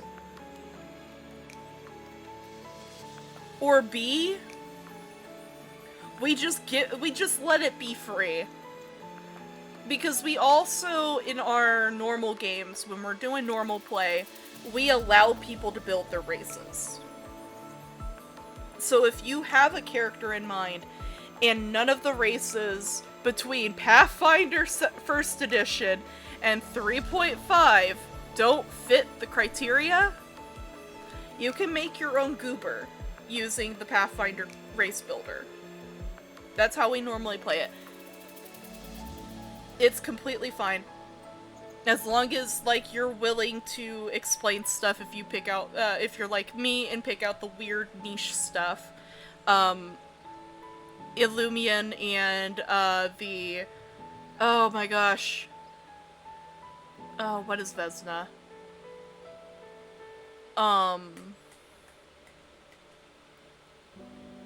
Gosh, my brain is blanking. Sanad are my beloveds. I love both of those races, and they're super niche. I forget where the Sanad even come from. I think it's from a Dragon Mag. I could be wrong. But yeah, no. I love my weird races. Like, Foray. Side tangent here. Hang on, let me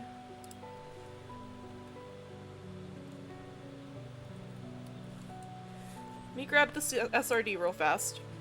This is gonna be a weird tangent. It's still on the topic. This is another thing that I'm interested in, is if they have a race thing. Basics. Races.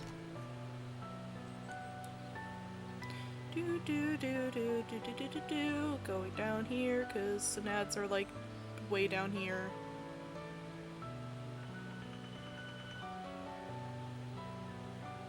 Or no, not Synads. I want the Foray. These guys. Elf demon tieflings. Elf tieflings. That's what I normally call them.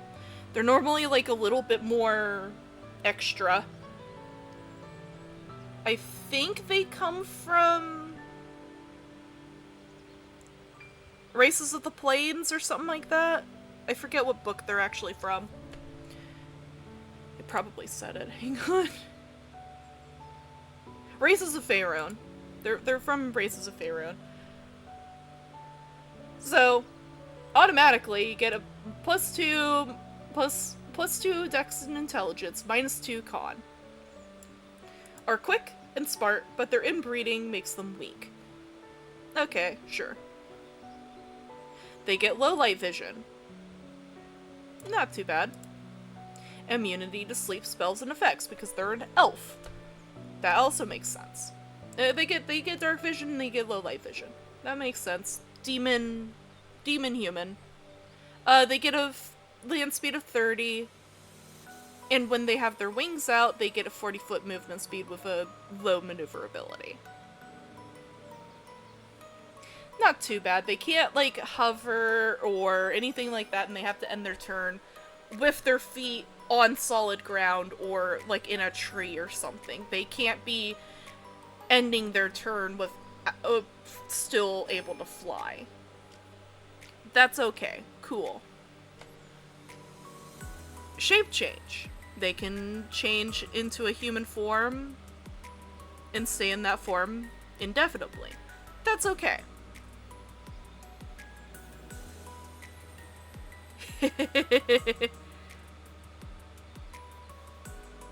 +2 racial. +2 racial on will saves against enchantment. Elf.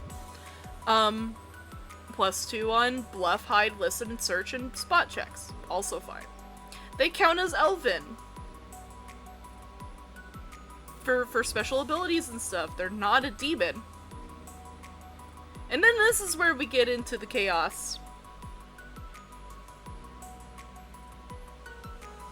So, they already have a level adjustment of +2.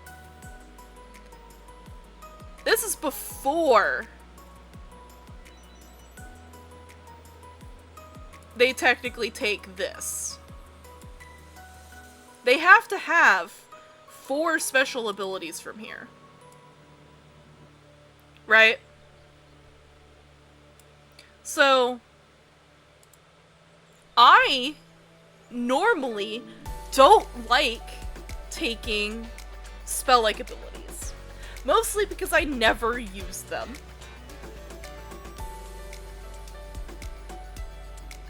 So they're already a +2 race, right? Which, my DM that allows me to play Indigo, let me pop over to Indigo. Keep in mind, we're all the same class, like same level. My DM, who most graciously allows me to play Indigo, has this little caveat that that she's considered a lesser foray. Because I chose to not take any of the spell-like abilities. So Charm Person, Clairvoyance, Clairaudience, Darkness, Detect Thoughts, Dimension Door, Innervation, Suggestion. All of those I chose not to take. Because the whole thing behind our party was that we were, for the most part, martials. We were some form of martial. And the idea behind Indigo was that she didn't understand magic. She still does it. And she has the funny caveat of she's a blood rager. So she's literally over here going, I don't know how these abilities how this stuff happens, they just kinda do.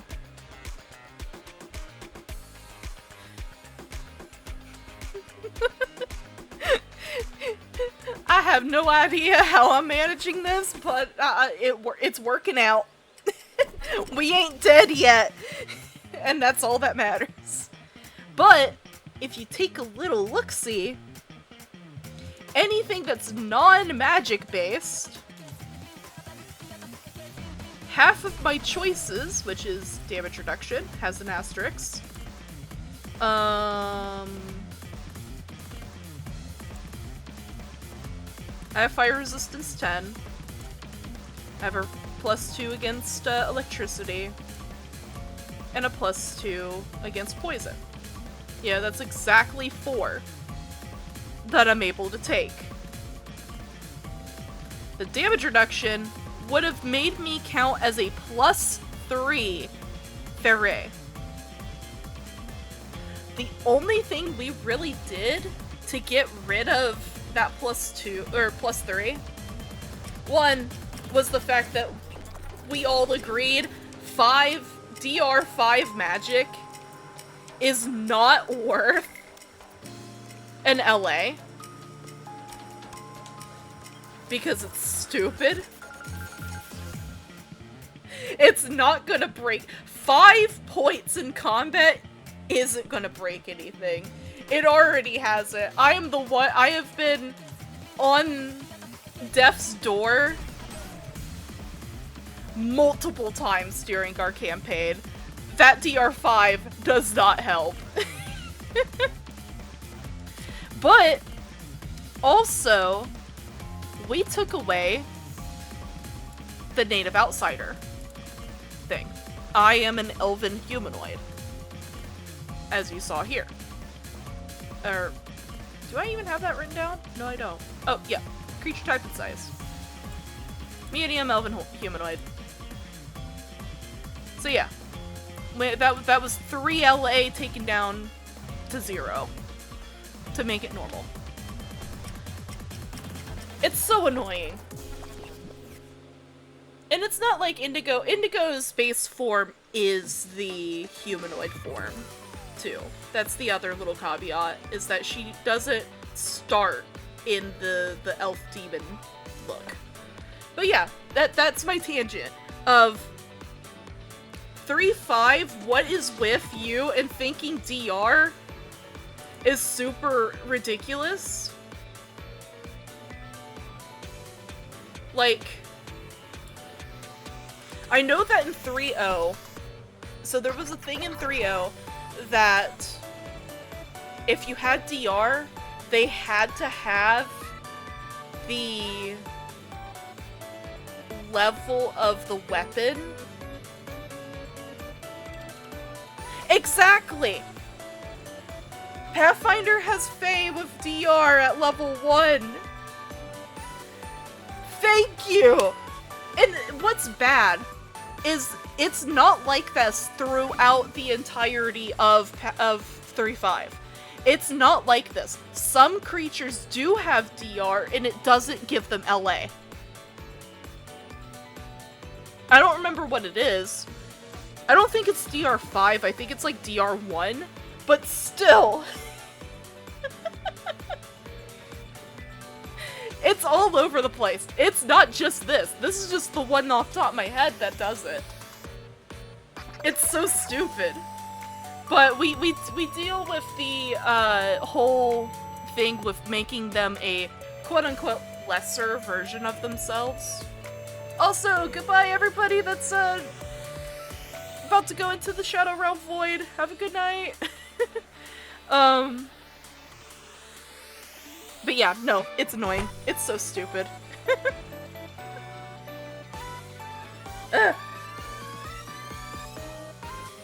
It's awful. But you can deal with DR easily. I want to see. So there's character names. Classic characters. I'm gonna skip through here. Okay, so yeah, no. Next time...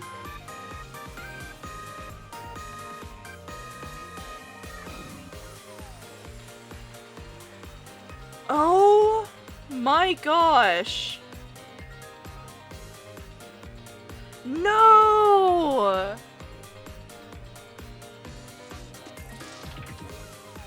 So I'm normally very open of what you're fighting.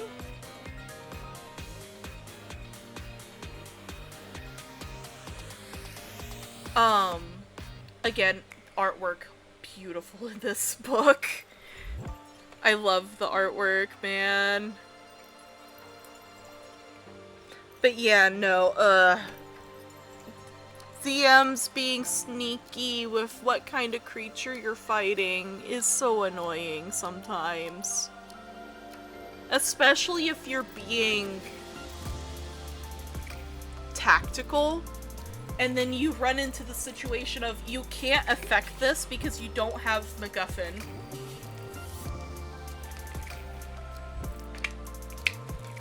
It's so annoying. But yeah, no, I'll probably going to run a poll to see what classes you guys want me to go through. Because there's a lot of classes and they do multiples. You're automatically multi-classing, so I'd probably want to do at least 4 of them. When there's like 13 classes. Also, hello my heart. Welcome home.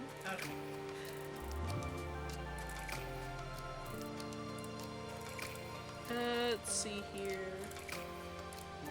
The art is so good. We're gonna get through here real quick. Okay, that's experience points. Revolutionaries, Guardians. Oh, it's prologues. Okay. I want to see heroic skills. I'm gonna scroll through here and see. Okay. Yeah. So yeah, I think we are going. This is actually a good spot to end for stream today.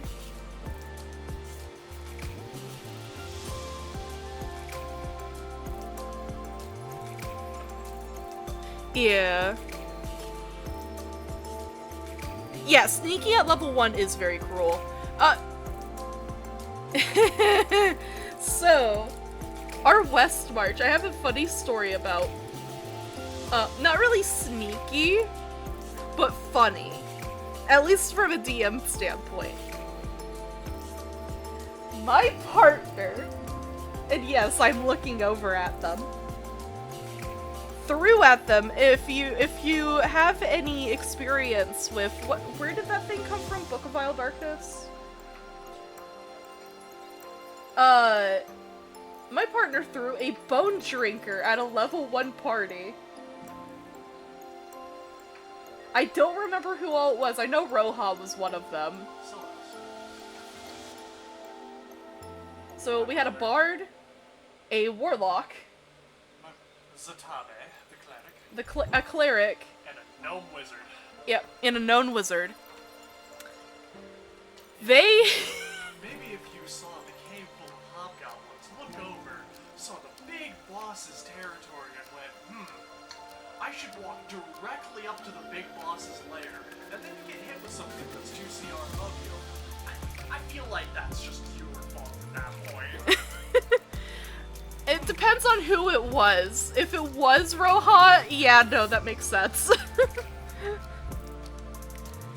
Overcast, I love you if you're in chat.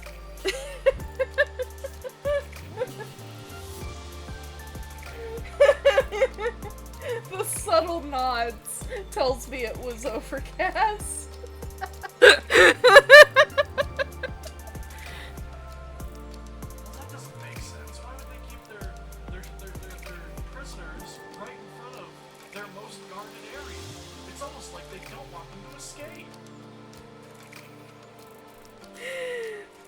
I love the beginning of the West March. But yeah, no. Cambrian explosion of bad ideas. It was. But yeah, no. So we're probably going to do... I also like the fact that they have, like, separate names for these guys. We're probably going to do a poll for what classes we want to go through. It'll probably be, like, the top 4 we go through.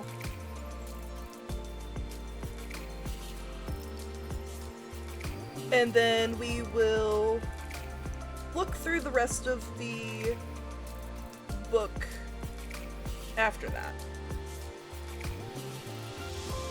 It's not a bad system. I really like it, honestly.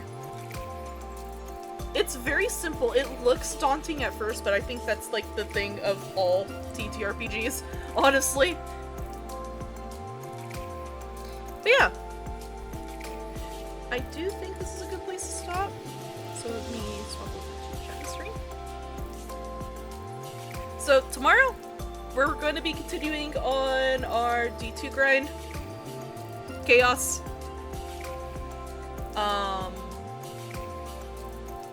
Yeah. D2.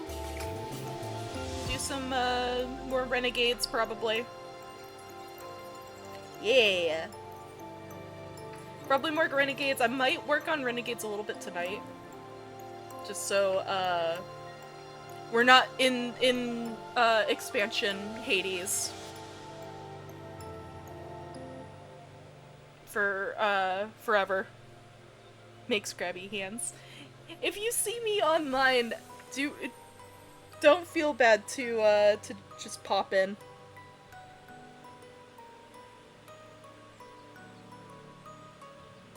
I probably wouldn't be in, VC, depending on the time. But, yeah. You are free to join me whenever.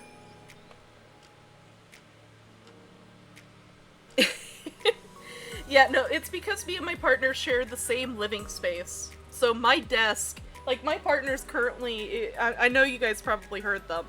My partner's currently on the bed. Which is, like, maybe, what, like, 6 feet away from me? I'm in the corner. But yeah. I think that's about it for today. I'll probably be making an announcement later in the Discord and also on Twitter. I just gotta make sure that my wording on it's okay. But yeah. I hope you guys have a good night. Stay safe. I don't want to have to protect you. And goodbye! Have a good night, everybody! Bye-bye! Bye-bye!